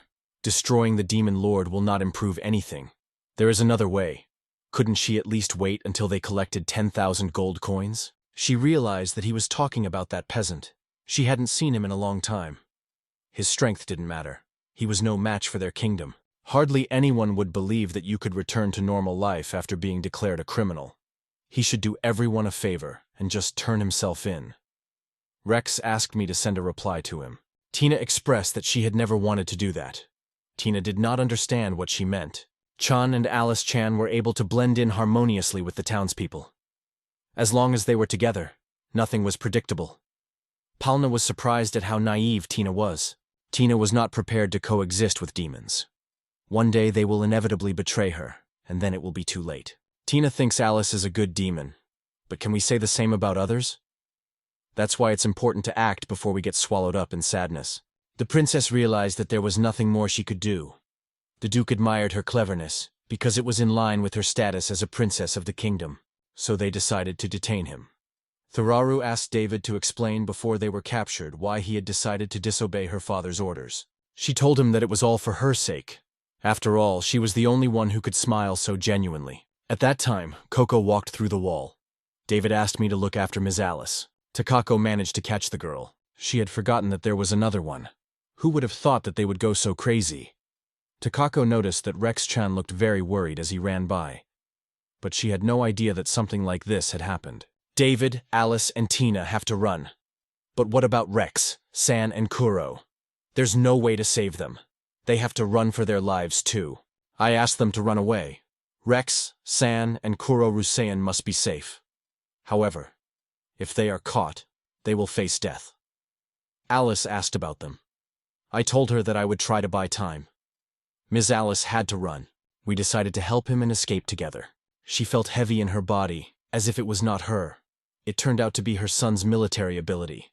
No matter how strong the enemy is, it works on everyone. To run away. Takako realized that at this rate he could be killed. The Duke could not stand it any longer. His emotional instability disfigured his skills, turning him into a hysterical child. Enough of this futile resistance. They should just surrender peacefully. Miss Tina, Miss Takako, and Miss Alice, please find Kagami-san and Mino-san as soon as possible. He will not allow any of them to go any further. In the forest, Mino asked Kagami Dono if anything had happened. Kagami Dono replied that he had just felt a sharp cramp, which had already passed. She emphasized that it was his turn. The date came up again and it was getting annoying. Fuji did a great job with him. He was asked to stop watching from the sidelines and help. The demon decided that it was better to conserve his strength in case of an emergency, and the things that should be carried. Besides, if he joined the battle, it would take too long. He has fought various monsters, but this is the first time he has encountered one like this. Mino replied that there are monsters that even an experienced fighter does not know about. At the very least, they are very close in level to demons. The earnings here are quite decent, about 2,000 silver coins. But in 6 days, they received 284 gold coins. This is really impressive. If they were to appear all the time, they could accumulate a lot. Fuji assumed that their appearance was triggered by some event or action. Fortunately, they didn't attack while he was away. This place is definitely very strange. I won't eat or sleep. How long has it been? Mino had no idea. He wanted to get this over with as soon as possible so that he could return to Alice-san and see her smile again. Fuji agreed with him. But it was an incredibly long journey. Climb the stairs, defeat the monsters, go down the stairs again, and it all happens again. One more ladder to climb. How many levels have they gone down? Nino answered that they were now on the 99th level. The next one would be the 100th. Kuji was surprised that he was really counting. The demon said that it was for the sake of those who would explore these ruins in the future. Since there was no staircase, Nino wondered if they had hit a dead end or if it meant they had to jump. He suggested jumping. but Kujiki couldn't see the bottom. A fall from that height would have been fatal. Try flipping a coin. They suggested that Kagami not come back. If they collected even more money, they wouldn't be able to take it back, and jumping there would be tantamount to suicide. Kujira Zenton wondered how anyone could get here without meeting the Dark Dragon. You should definitely go there. Mina was sure it was too dangerous. They had already done enough. Kuji threw the bag with the money he had earned in there. He asked him to wait here while he went to check it out. But Nino can't let him go there alone. It would be great if Kuji would listen to him at least once in a while. He saw something strange. He could still feel his legs. He looked down and saw the backpack. Now everything became clear. Kuji realized that it was safe enough to jump, but Nino still had his doubts. It was some kind of pitch-black place where nothing could be seen below. The reason for this was probably an object that absorbed the light rays. Kagami Dono's expression was amazing. A dragon appeared before them, and with noticeable satisfaction noted their skill and effort, thanks to which they had traveled so far to get to its lair. When the boys saw the creature, they realized. The dark dragon himself appeared before them. He said there was only one way in.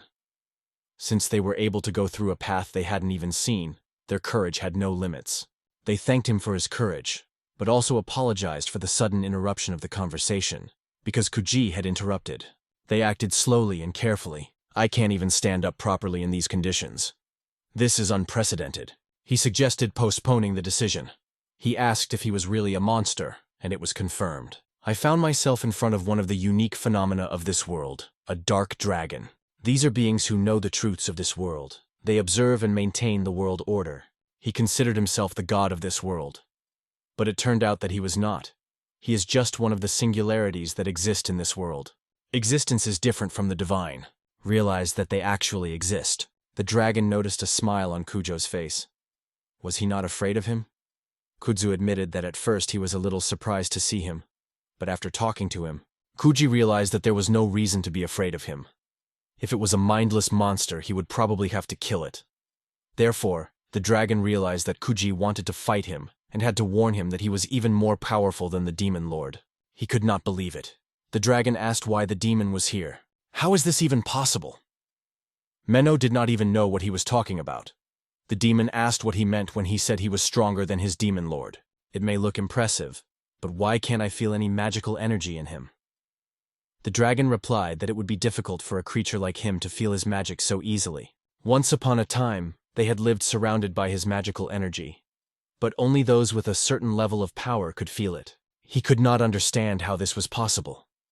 Could it be that his demonic majesty and his star patron could feel the presence of this creature? I asked what exactly he meant by the world system. He said that it is a system that constantly generates and nurtures strong personalities like him. Didn't he feel an unbearable amount of pressure when he arrived here?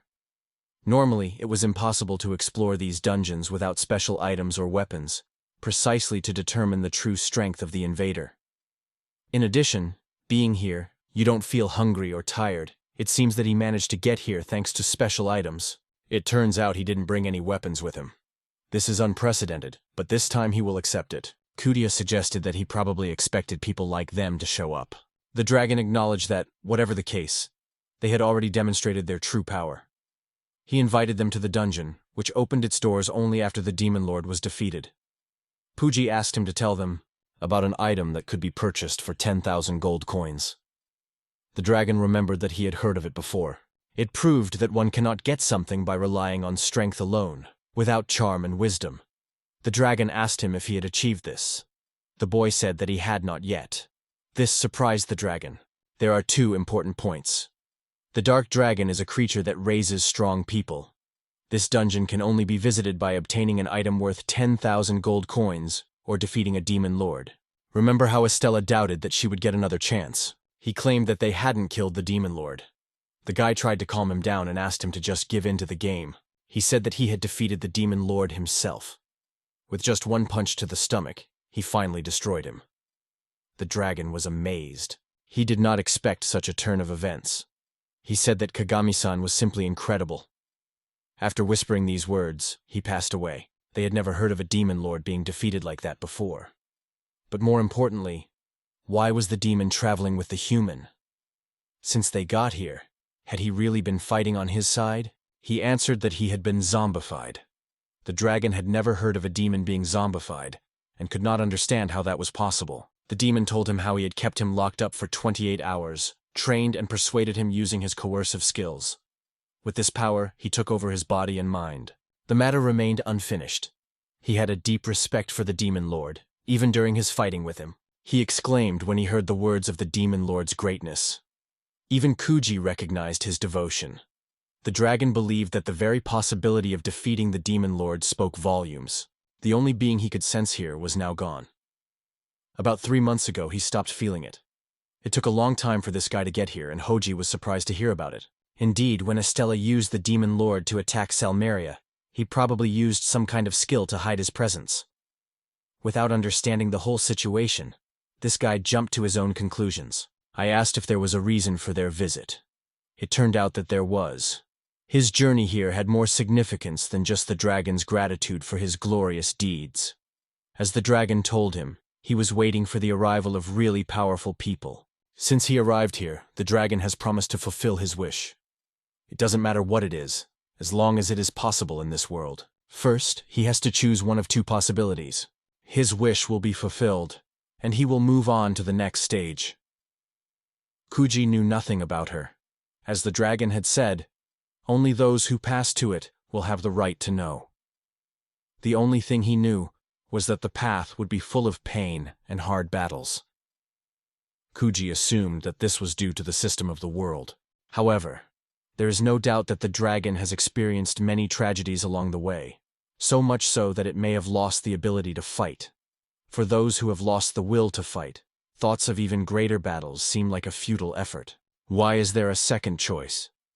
Fulfilling his wish to heal his battle-wounded soul would erase all memories of his journey to fight the demonic overlord, and he would return to the surface. I asked what he meant by that. Obviously, people will return to the surface incredibly strong, but without any memories of how they gained that strength. This is undoubtedly true, and one day, Kuji will return here again. Everyone who knew about his struggle would lose those memories. Kuji did not understand why he had to go so far. The dragon reminded him that he had already warned him about this. This is only for the development of the strong. Kuji was given all the information about the dark dragon. The young man wondered how many people actually made it here. It might not be possible, and even if the memories were gone, there was a chance that they wouldn't be able to get back here. Although one may disagree with this is the way the world works. Instead of abandoning those who lost the will to fight because of Dai's senseless death, it is better to give them the opportunity to return with even more fervor. Kuji wondered what would happen if he did not return. This was only the limit of his power. But isn't there a better way to demonstrate his true strength? Did everyone have to collect 10,000 gold pieces to reach this point? The dragon asked why. The boy replied that there was no other way. The demon lord no longer existed in this world. He said that this is why all memories of that battle will be erased from the memory of everyone who knows about it. The demon lord will not just be reborn, but rather restarted. They answered that there are no records of the victory over the demon lord. This is absolutely true. Many demon lords have already been destroyed by other warriors. If this is true, then who was the demon lord whom he had served with respect for so long? It is explained that after the demon lord is defeated, a new one will soon appear to take his place. By restarting, Kujirilai meant that their memories of defeating the lord would also be erased. This has been confirmed. However, the demon lord of this time was too powerful, and due to the lack of a system, preparations could not begin for his restart until the old demon lord was defeated. It would be some time before the new demon master took over. The question arose as to what would happen to the demon lord's daughter, Ms. Alice, if he was restarted, and whether she would lose her memories of her father. It turned out that she would not. Once the restart process begins, monsters and demons will be created anew. Humans will remain unharmed during this process. Understood. The dragon was implying that even his own memories were tampered with during the reboot he was talking about. The dragon replied that this was not unusual. In the process of rebooting, all the demons of this world will be recreated according to its laws, but people will continue to go about their daily business. The last reboot happened 30 years ago. So if you were born after that, it is possible that the laws of this world have not yet had time to take hold in you. I answered what the demon said. God was the one who created this system. This is exactly what the dragon said. Everything happens according to the system. And what about the monsters? It is because of them and demons that this world has never known peace. Is this also part of the recorded history of this world? The dragon replied that this is the true history of this world. In this world, monsters are created to raise strong people. But why do we need such strong people? He explained that if he really wanted to know the truth, he had to go to the next level. He could not answer such questions. Kujikata just accepted it. The more strong monsters he defeats, the more powerful he becomes. Strength is the most reasonable way to live. The previous demon lord was destroyed 30 years ago. Estella seemed to be stunned by these events, instead of killing them, and at that moment, he told them that they should find him when they were stronger. The dragon decided that it was time to put an end to everything. He was waiting for the moment to make his choice. This was his last chance to retreat. Kuji answered that he would not choose any of them. He refuses to erase the demons. He would not allow these memories of Nino, the demon lord, and even Alice to be destroyed. Dragon considered them nothing more than creatures that are reborn with each restart. Puji realized that he could not understand this. They are just like everyone else. They smile and laugh in the same way. A foreign demon who did his best, working side by side with humans. He met the demon who had once taught him when he knew nothing. He met a demon who was more honest and more caring than any human he had ever encountered before. The dragon decided to take stock. He was going to destroy this system to the ground. The dragon asked him what he planned to do when the young man outshone him. Fuji thought that if he managed to defeat his opponent, there would be no reset, right? The dragon replied that this was impossible, entrusted him with this world. Without hesitation, he suddenly rushed to attack him. The dragon was admired for its incredible strength and speed, which was difficult to find an equal, a strength that could throw even its huge body. For those who have already been here, it seems much stronger, and at the same time so close. The dragon would be really grateful if he agreed to move on to the next stage. The guy said that if it was so important, then maybe you could stop forcing him to make such a decision. It was a rather complicated situation. The dragon thought the question was ridiculous. After all, he was created by God, so he had to follow the rules he set. However, Kuji decided that after killing the dragon, he would destroy the rules that God had set. He was convinced that the boy simply had no chance of defeating him. Puji asked Mino not to use his skill. The dragon used his skill. Mino had no idea how much magical energy such a skill would actually require. The dragon pointed out that this was only a fraction of his true power, spread all over the world. It would not be an exaggeration to say that it was practically limitless. Unlimited power. Mino realized how naive they had been. He had thought that with this level of power, Kuji would be able to defeat him. But now, in the face of a creature called to carry the will of God, it seemed futile. It made no sense at all. They were stunned to see Kagome alive. The dragon realized that this man was the one he had been waiting for. Mino was so shocked that he fainted, but continued to stand. After being so injured and facing death, he decided not to run away. And now, without losing his fighting spirit, he fought until he lost consciousness. The dragon recognized that this was truly majestic. They asked who said that he had lost consciousness. The creature found it hard to believe. He does not know what it means to give up. He asked us not to underestimate his determination and resilience. The dragon could not understand how he managed to keep moving and where he got his strength from. There was nothing to see through those explosions. The man is willing to bet that the dragon was wondering how he managed to survive. Yes. In fact, there was a little secret in this survival. The dragon believed that it was impossible to defend against such an attack. However, Howdy said that it was possible. They exploded when touched. First, he hit the approaching beam and made it explode. With his other hand, he handled the next one. He admitted that it wasn't even a defense strategy. You just have to be able to take a hit. They called it madness, but he was not expected to do anything else. Dragon was more and more impressed with the man. He offered to continue. He would definitely stop all the dragon's attacks. The creature thought it was strange that he did not feel fear. Despite such gloomy circumstances, his fighting spirit did not waver. Was he really not afraid of anything? Did he realize what he had said to him? This attack was only a tiny fraction of his total power. Puji exhaled heavily. He was ready to fight him. He believes that submitting to the will of the world order in the face of fate is more frightening than engaging in battle. Otherwise, he will lose the people he cares about most. Most of all, he is afraid of a life full of regrets. The dragon called him an interesting person. He decided to test him. To show him whether his words are a confirmation of his faith or just a pitiful spectacle. To show whether he has the strength to follow the path to his future. To overcome all obstacles, he must prove that he can do it. Mino is convinced that this is impossible, because no one can withstand such a blow.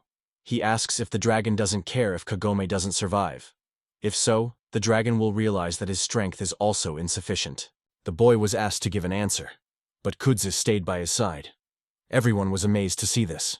The dragon could not understand how he managed to dodge that blow. He attacked from all sides. The explosions should have blocked all the ways to retreat. Let's assume that the dragon did not even realize the deadly weakness of this spell. He noticed that despite the boy's location, he kept attacking the same spot. This spell is most effective against opponents who cannot move. By using smoke to cover an escape, Kuji would not escape the damage. The dragon argued that this was incorrect. He usually located opponents by their magical energy. Kujin realized that he didn't have much of this energy, and no matter how hard he tried, it wasn't increasing. It turned out that his level of magic energy was so low that the dragon had lost it. The boy was surprised that it managed to find such a vulnerability in his attacks. Kuji was just testing something. Could he see him through the smoke? He wondered. The other answered that, despite everything, the attack was still coming from all sides. He would certainly feel the impact of these magical beams. Even a single hit could have destroyed him. Still, he wondered how the guy managed to avoid them all. He told him that he had already suffered many blows. But when he thought it was over, he noticed something strange. As he wondered how he had managed to avoid all those explosions, he saw that his hand had changed like this. He had no idea what it was. The guy advised him to try to attack it with the same technique. The attack. The dragon did not even realize what it was. It turned out that Kuji had repelled the attack. Although his speed decreased slightly after the repulsion, Kuji added even more power to his strike. The dragon realized that Kuji had repelled the attack, but he was amazed at the possibility of such a trick. At the beginning of the battle, Kuji had used this power, which means that it had awakened in him during the fight. He thought he had annoyed his opponent, and said that this ability was a testament to his power. Moreover, this ability can be considered a real miracle. He was extremely lucky to have mastered this skill at the most difficult time. His level has undoubtedly increased. He replied that his level had not increased. The dragon was surprised. This was breaking all the rules, demonstrating a strength that showed the true potential of humanity. Undoubtedly, it was a skill. The boy confirmed that he was right. It was indeed a skill. The boy was surprised. The dragon opened his eyes in surprise when he learned that his level was 999. But more importantly, he was just a peasant. He was still a peasant. It is not immediately clear who he is dealing with. The being realizes that this guy is just a peasant. It asks him how he gained such power. Since he has reached level 999, it should be impossible to acquire a new skill. Kuji recognized that his level could no longer increase. He overcame these limitations, became stronger, even mastered a new skill, and for that he could only thank him. He believes he has gained enough experience to reach the 1000th level, because a new skill is only gained every 100 levels. When he realized that reaching the 1000th level would give him incredible power, he realized that it would take a lot of experience. Kuji noticed a long time ago that he was level 999, especially considering the events in Salaria, where many important things happened. For the battle with the dragon, he gained enough experience to learn a new skill. This is anti-magic will, an ability that allows you to create a zone that repels magical forces for a certain period of time, chosen by the owner. He didn't even realize what he was doing. It was as if their battle was not yet over. The dragon reflects that he would be sorry if he had to kill him, because it was thanks to him that hope appeared. Kuji asked what he meant by that, as the dragon believed that the boy had to get to the next level at any cost. Kuji assumed that he was still planning to use a restart. Thus, after moving to a new stage, new strong personalities would need to be nurtured. I decided that this battle was not over yet. The second could not understand why someone would dare to go so far as to stop the reboot process. He had subdued the demon behind him for his own benefit, suddenly declared that the man was lying. He felt it was right to say that it was all a lie. He asked about the reason Estella had come here. His curiosity was so strong that he decided to wait for the final. He apologized for his rudeness. He didn't mean to make fun of them. It was just that this was the first time he had seen the dark dragon so confused. At first he thought he had come just to laugh at him, but Estella assured him that he had a specific reason for being here. No wonder he finds it funny. This reaction is quite natural. They asked what he had done with the Demon King. By the way, Estella is worried about him properly. He was going to hit God once or twice. Wouldn't going to the next level bring him closer to him? He felt that if he gave up things that were important to him to fight God, it would be meaningless. The Lord questioned whether he would continue to consider all of this important when he learned that demons were reborn with every restart. Even though he was asked to think as he wished, the existence of the demons before him was indispensable. He realized that he was really a weirdo, because he continued to worry about demons without even knowing what role they play in the world system. Is it possible to answer that he himself is a demon? He declared that he was truly blessed. His faithful servant, he will devote his miserable life to protecting the demon he serves. In the future, Kuji decided to leave the casino to him. The dragon had been bothered by a certain problem for some time. How did Stiller find out about these two? And what did he really mean when he said he was watching the Demon Lord? And why was he being accused of lying? Stiller's friends said that the man had never defeated a Demon Lord. The dragon did not expect this from him, because no one had been here for a long time. Estelar thought that now was the best time. He had once ordered May to act. His goal was to instill fear in people. He had succeeded. The dragon was amazed that this peasant had defeated Nisaya. He realized that he had yet to realize the true power of this man. He is a real hidden treasure. It is very surprising. Despite this strength, he did not defeat the demon, but tried to save him. That's why Estella decided to change the rules of the game. For a year, no one will be able to kill the Demon Lord. Instead, if you don't collect 10,000 gold coins during this time, he will attack again with it. He realized that he had been tricked into coming here. But Estella assured him that it was not a lie. If the boy did not cope in a year, she would have to use the Demon Lord as planned. He asked who he was. The Lord suggested that he had already guessed it. An entity similar to a dark dragon exists to maintain world order. Estella does not have the same power as the dark dragon. With each revival, he is born anew as a servant of the Demon Lord, whose task in Detroit is to ensure the peaceful life of demons. Events also clearly demonstrate his role in this world. Indeed, it would be bad if nothing changed, as it was in the past. And then they suggested this. This person was actually able to collect 10,000 gold coins in an extremely short time, but replied that unfortunately it was not quite like that. By digging a hole here, I asked him to do it again. Estella was also quite surprised. He dug so fast that the soil did not have time to recover. He realized that even a level 500 hero could not have done this test, and he had to create it himself.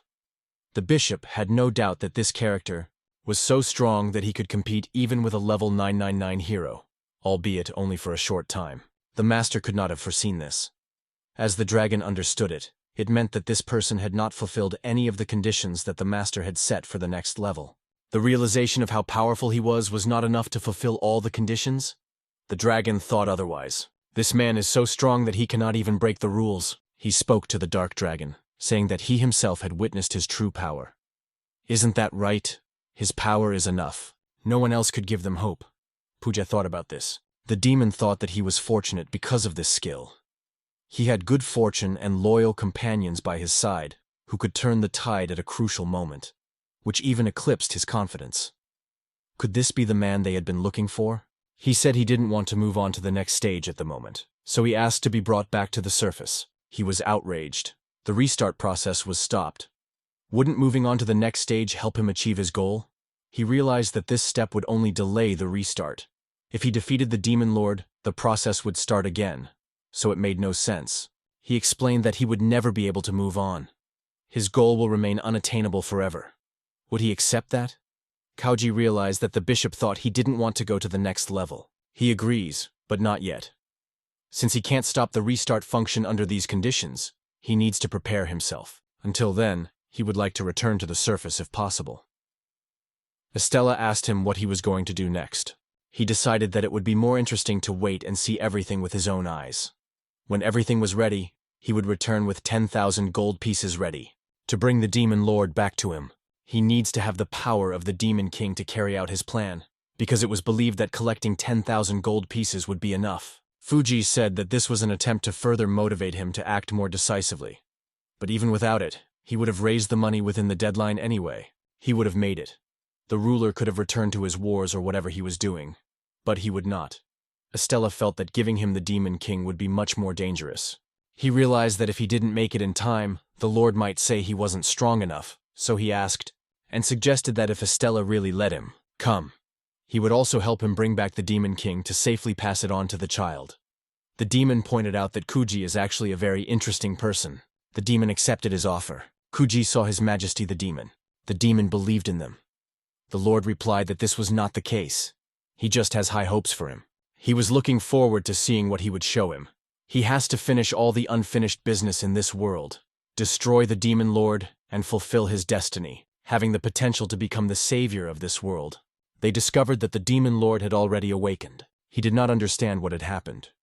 The boy explained that he had slept for about half a day. The boy was concerned about his magic, but Guy apologized for not asking permission. He wrapped his horns to hide the magic power.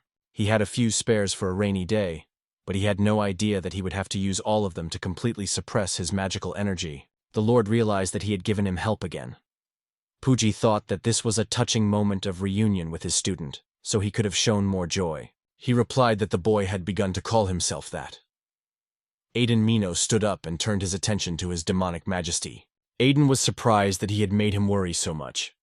Nina was glad that he was finally acting sensibly. Concerned about his condition, she offered to prepare something for him to eat. Lord advised him to just relax. He noticed that Mina remained extremely attentive as usual. Ask him to apologize. Kuji noticed that Mina was easy to read. His emotions are so obvious, especially when he panics, as if he were an open book. When they first met in Valmond, that's what they called him. Anyone would be scared to death if something suddenly came out of the sky. The most impressive thing was that none of his blows had any effect on him. Kujiki remembered well how much pain it caused. It even burned his clothes. Kujiki thought he should have shown his feelings, shown how hurt he was. The demon lord just laughed. Kudziki realized that the peasant's ability to attract people to him had not disappeared. In fact, he was just an incredible person, although this was not entirely true. Although he had changed since the last time they had met, they hadn't done anything exceptional or unusual. Regardless of who they are, human or demon, they should be able to get along, just like they were now. I thought that this was considered normal in this world. This is complete nonsense. He needs his help again, just like in the old days. The Lord replied that he had never helped that guy. He only challenged him so that he could gain power on his own. This could be the first time he would actually help him. The king thought there was no reason to refuse. He invited the boy to tell him his plan. Suddenly the boys came out to them without saying a word. She had not expected this meeting to happen so suddenly. She was stunned to see her father. The king noted that it had been a long time since they had last met, and asked if the girl was well. Alice quickly ran up to her father. He noticed that his daughter had grown up and was ready to accept this fact. She did not understand what was happening and why the Demon King was here. She also asked about collecting 10,000 gold pieces. She admitted that it would have been impossible to collect such an amount in such a short time. The girl asked where the Demon King had come from. Did it mean that the money was no longer needed? He replied that the fundraiser was still relevant. In any case, he invited her to explain her motives and tell her why they had come here. I'm sorry. I can only help with reviewing texts similar to posts or manga writings. If you have a text that needs to be improved in Ukrainian, please provide it, and I will help. Marco said that the royal army visited them and learned firsthand about the possibility that Alice might be a demon. Her horns were the reason why they ran away. The boys hoped that by hiding in the holy forest, they could hide her aura. Mina was outraged by this situation and assumed that David Dono was to blame. Echo explained that it was not his fault. David's son had covered for them, even after learning that Alice was a demon. Their escape was only possible because of David-san. Kuji wondered how they realized what had happened. They told him that it was Palna's work. They asked about the wreckage, the forces of the kingdom. The boys only had the strength to run away. Given their social status, Takako believes they will not be punished, but she is still worried. She concluded that both were now locked in the castle. Takako realized that there was no way to save them now. When the woman learned that the boys were traveling with a demon, she asked where the boy had suddenly disappeared to. They answered that they were going to the capital. The woman was outraged and asked if the boy realized that this time his opponent was not a monster. Even if they went to the capital, they would still be perceived as merchants collaborating with demons. Koichi hesitated. Koichi noticed a criminal icon in his status window. It turned out that Tina had the same one. Koichi asked what he was going to do next. According to the original plan, Kuji was supposed to take care of business in the capital. He decided to repeat Tina-chan's words. He realizes that this time his opponent is not a monster. He replied that his opponents in Salaria were monsters, and this time it was the kingdom. He would go on to achieve his goal. Marco recognized that this was true, but this time their opponents were too strong. He asked her to be clearer. If she didn't want to save Kurora and Rex, she understood. He'd thought the same thing once. But you can't just say it's impossible and give up. Whether it was about the kingdom or the foundations of the world itself, if you just smile and endure, nothing will change. He did not understand anything. He always thought it was impossible, so he gave up. But in the end, all he did was run away. His personal principle is that unless something is absolutely impossible, he will not give up the fight. Call on the boys to go to the capital to save Kurohi Rex. On the outskirts of the capital, someone who had almost reached the capital passed by the boys and said hello. He didn't seem to notice anything. She doubted that anyone in their group would realize that this frail old man was actually the Demon King. Alice was worried about her father's condition. She realized that although each of them had a criminal record, she hadn't realized that the news had spread so widely. She thought about the next step. It struck her that the Dark Dragon actually exists. The realization that people's endless desire to destroy the Demon Lord was part of the world system came as a shock to her. She felt like she was about to explode.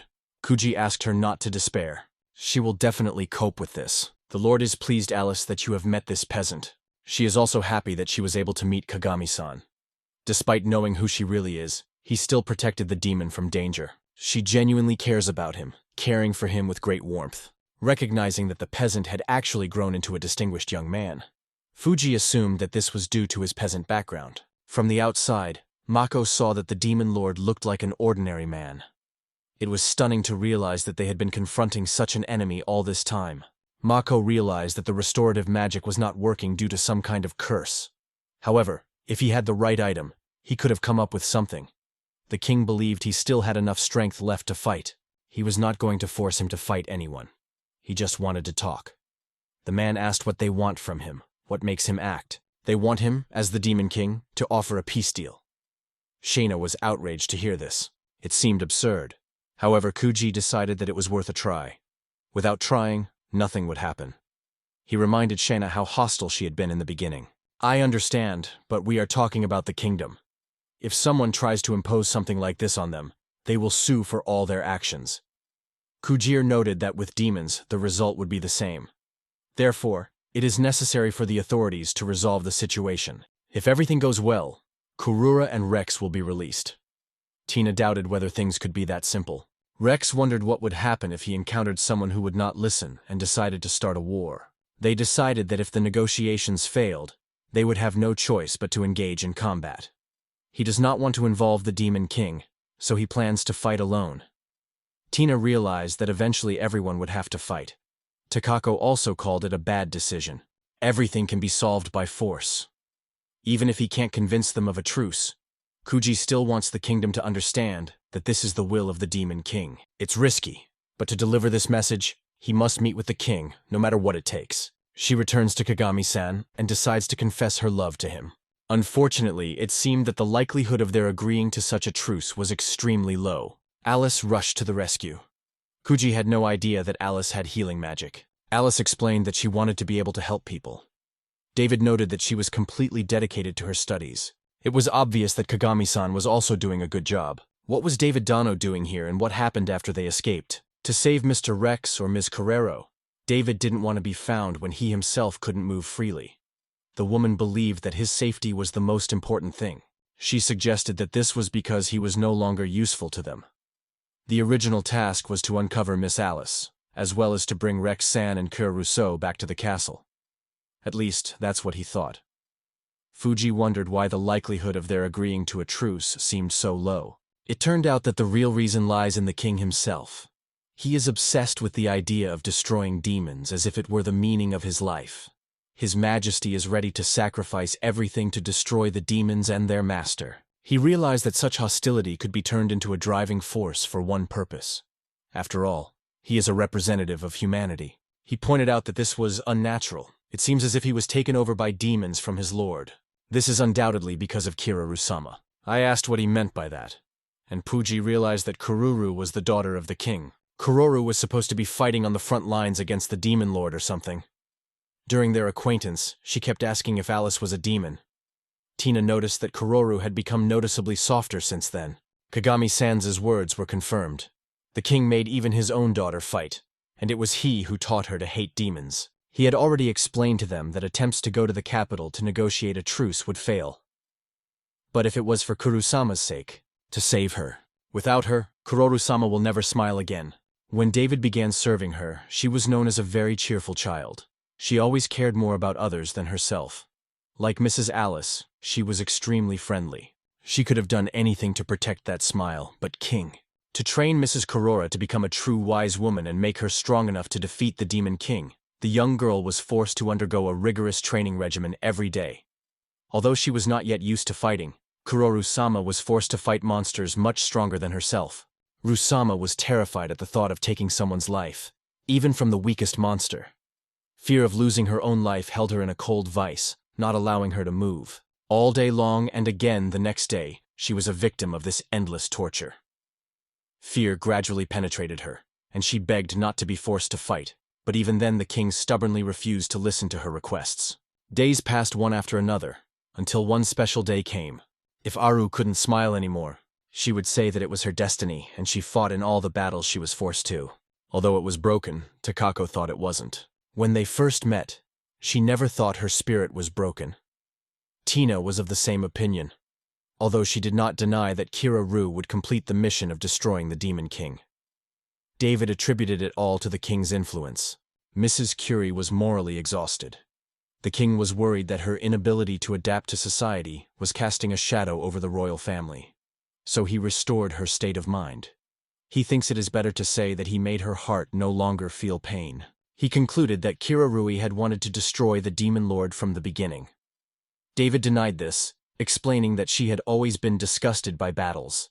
Then the boy did not understand how it happened. It turned out that the king had the ability to manipulate consciousness. Kuraras's broken spirit was restored thanks to his skill. At the same time, he inspired her with the goal of destroying the demon lord. Only Kuraras possessed this gift. He repeatedly did this with many powerful adventurers. Others found it hard to believe. David came to see Kagami-san. He was very surprised to see Kururu-san smiling. Still, he considered this reaction to be quite natural. He was sure that, according to Palna's words, Ms. Kurururu had managed to break free of the royal shackles and choose her own path. Therefore, for Kurururu's sake, David volunteered to be an observer and began to write reports. At least, that's what he thought. Kururu-sama had begun to change under the influence of the people around her. And even if David had to challenge the king, he wanted to protect the place that Kururu-sama held so dear. She was with Kagami-san, convinced that in such circumstances the princess would become only a weapon in the fight against demons. She would forget what it was like to smile sincerely, as she used to. Alice also asked Kagami-san to act before it was too late. Puji has already made his decision. There is no need to beg him, he will save her anyway. After all, they are friends. If he's going to let the world system do what it wants, then it should be destroyed, so that things like this don't happen again. He ran away alone again, which made the boys angry. The blood rushed to my head because Kagami-san always tries to act first. I decided to follow him. The capital of the kingdom of Gikazoldoria. When they arrived here, everyone was amazed. The Lord never imagined that he would ever be here. Notice that no one looked scared. Everything seemed quite normal. Their secret would remain unsolved, no matter what happens. Find Kagame-chan before he does something rash. The boys didn't know where to start looking. Takako assumed that he had already entered the castle. She hoped he hadn't. Takako realized with regret that it was possible. Even if he had jumped over the castle walls, he would still have to deal with the knights. You can hide your presence with magic, but Kagami-chan didn't know how to use magic, and the boys had no idea what he would do in that case. The Lord thought it was worth waiting near the castle, just in case the peasant decided to visit. I agree, it was the most likely option. Their time is running out.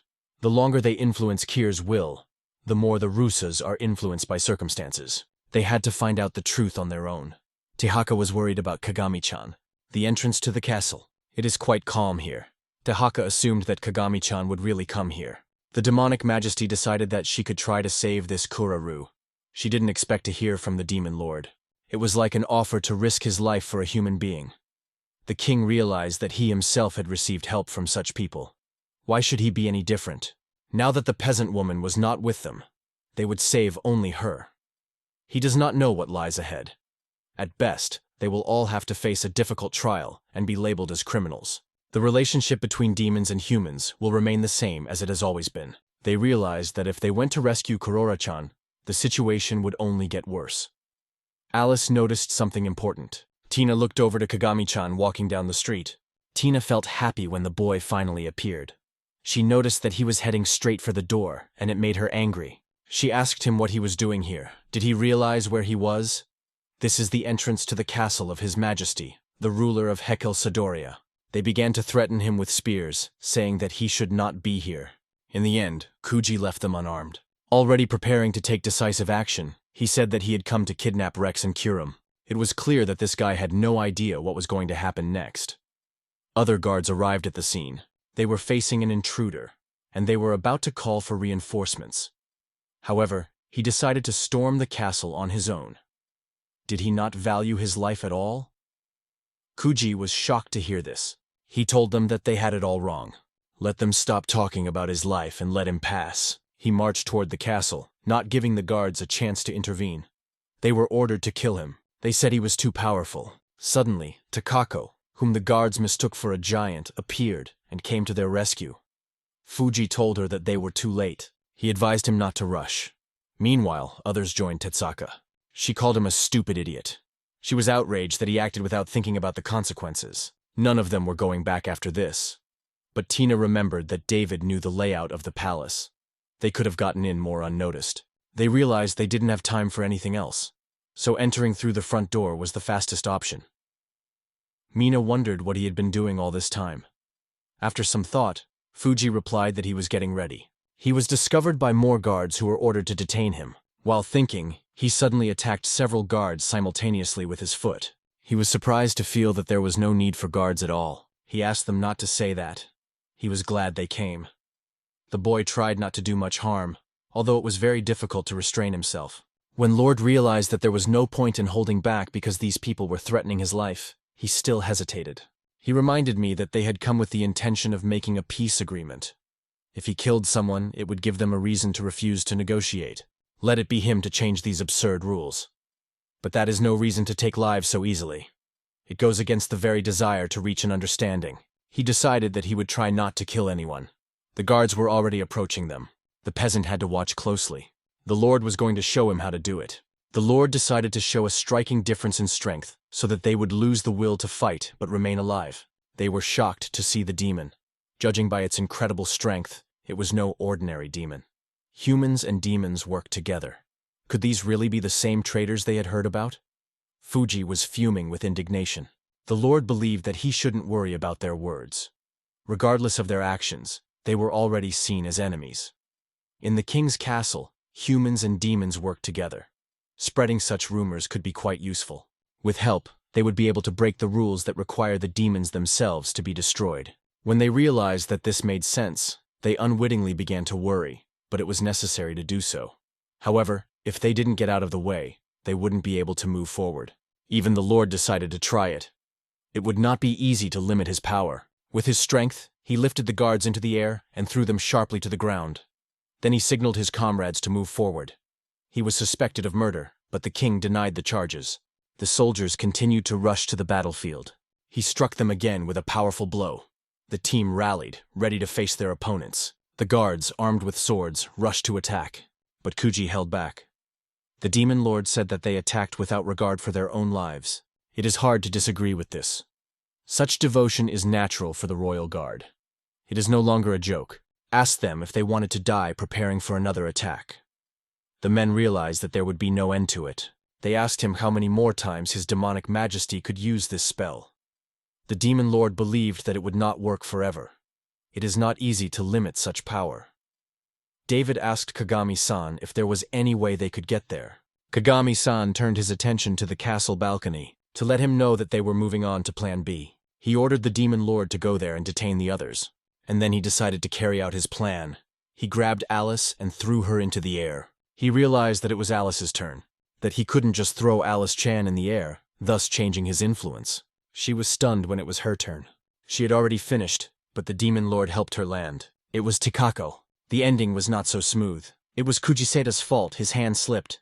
Nino realized that it was not an accident, but revenge for the way Takakodono had thrown him to Valmon right into the sky. He announced that the real work was about to begin. He was sure that this was the way to go. The king managed to conquer the minds of Mrs. Kararu and Mr. Rex. Instead of aimlessly searching around the castle, it would be best to go straight to the royal chambers. He reached the royal chambers, which were just beyond this door. On his way to the gate, he was intercepted by the guards. It seemed that they simply did not know when to retreat. The guards said that as long as he was breathing, they would not pass. But David decided to detain them for a while and then let them go. He asked them not to let themselves be killed. If there was a military Sam waiting behind that door, David urged them to be careful. Kudjo did not know who he was. He confessed that he had helped Palne capture Mrs. Kurara and Mr. Rex. He is a nobleman with great influence within these walls. I don't know all the details of his fighting skills, but he is capable of reducing the characteristics of his opponents, not only by magical means. He felt that he had enough reliable comrades around him to support him, even the Demon Lord. Everything would be fine, they understood. David asked them to take care of themselves and save Kira Rusin and Rex Sam. He was about to open the door. In front of him stood Palm, who thought it was too late for the party. She said it as if she had been waiting for them for a long time. The girl noticed that he was right, in a sense. She had shown interest in them. Besides, they had arrived so quickly. They were surprised to learn that Alice Chan was no longer going to hide her horns. They said they were no longer going to hide their existence. I was amazed that the demons cooperated with humans to get to the throne room. It was a real surprise. He asked if they had managed to kill all the soldiers guarding the palace. He said that no one was killed. The guy noticed the wreckage and started calling him. He realized that this was exactly what David was talking about. Brainwashing. Ask them to calm down. It's just a little hypnotization to make him submissive and obedient. The king can only use his power on one person at a time. When he has finished with the first one, he will continue with the next. Realizing that it was Kurora, he asked where she was. She is currently undergoing a test to get her father's blessing. The boy did not understand what she was talking about. Despite her talent, she lacks the willpower to use it properly. Once he brainwashed her, he was sure that everything would be fine. But how surprised he was when, instead of focusing on the main goal of destroying the Demon King, she started thinking about secondary things. Hearing this from Palna, he could not believe his ears. It was simply horrible. Kuji did not understand why all this was necessary. It seemed to her that it didn't matter whether she stopped thinking about killing the Demon King or not, as long as her resolve didn't waver again. The king is going to use his brainwashing to penetrate the deepest recesses of her mind. When his ability is activated, the other party cannot resist. If there is no external interference, the brainwashing process will continue until it is complete. That's why he kept Kira locked up. Nothing could interfere with the process. Kagami-san decided to go to the girl, and something invisible that could not be broken through. He suggested that they surrender. It will repel any attacks. It's a special function to protect against external threats. To break it, Alice healed Kuji. The Lord realized that because of this obstacle, they were now trapped. Alice had a hard time believing it. They realized that they had to find a way out of here immediately. If they stayed, Kuraru would be in great danger. Fuji tried to get to the princess. The barrier offered him to surrender. This barrier doesn't allow any sound to pass through. His voice could not reach her. He decided to calm the boy down. He offered to talk to him. He came here because he had something important to tell him. To his surprise, the king wanted to listen to him. So now he could express his thoughts out loud. He said that he wanted to sign a treaty, a truce between humans and demons. Stop fighting. Because the only difference between them is the ability to create monsters. And to prove it, they are all gathered here today. He is absolutely convinced that they can coexist peacefully. They did not understand where he got this confidence from. Is it because demons create monsters? If monsters were the problem, couldn't people and demons work together to find a way out? The king found this suggestion fascinating. He wondered with whom he should sign this treaty. With the demon representative or with the human? Which of them represents which side? And who exactly did D declare to be the official representative? Who is the lord here? The ruler was surprised by his appearance. Explain that the Demon King had agreed to make peace with the humans. He was the only one left.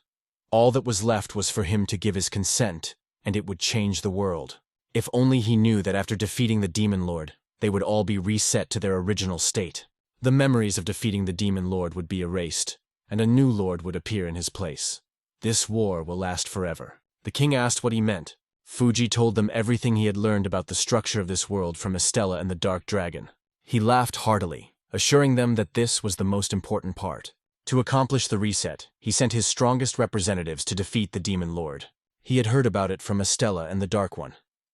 It seems that it was not a dragon. He wondered if this had ever happened to Kuji.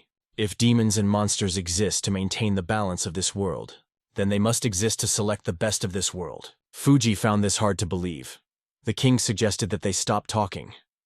Meanwhile, the soldiers noticed something strange about Palna. He asked Palna what he had always known. The man replied that of course he knew. However, knowing doesn't change anything. Everyone was reset to the beginning, and the Demon Lord would be born again. After all, demons were eternal enemies. The girl agreed with this. She decided to start with the Demon Lord. Simon thought it was strange that he was so surprised. Didn't he know he was a king? Power is a problematic thing, so he decided to imprison him somewhere. Alice was afraid for her father. The Demon King, as his role required, had to die, but the time had not yet come. There was no need for the presence of these two demons. The value of a peasant and a priest is undeniable. He intended to brainwash them. Fuji had no intention of letting that happen. They were not tools for war. The king realized that they were definitely not fit for it. However, if they refused to fight for him, it would become a problem. Eventually, someone as valuable as Kuji appeared. His powerful punch stopped the opponent. Palna was worried about Kagami Dono. He asked him if he realized that he was not fighting monsters. This does not mean that he believes that everything will be the way he wants it to be. He could feel his body being filled with heaviness. It seems that there is nothing special about him except his physical strength. Turjay said that thanks to his skill, he reduced the guy's physical strength to almost zero. Apparently, this is the same military organization mentioned by David Donahue, in case the guy decided to attack first, prevented him from striking. Then the king came up with his sword. She also helped him by using a beam of sacred white lightning. Puji realized that the situation was critical. Rex Abastard was so nicknamed because he hid such a crazy attack in his arsenal. He watched her the entire time they were away. She didn't think he fully understood her. The girl was going to heal Kuji. There was so much blood. It made her happy that he was trying too. He realized that Rex was skillfully using his skills. Tina asked him not to move. It seemed to him that it would never end with her, so he decided to end the relationship. Kujin calmed down, because he didn't kill her, because she is of great value. He asked Mino to cover for him.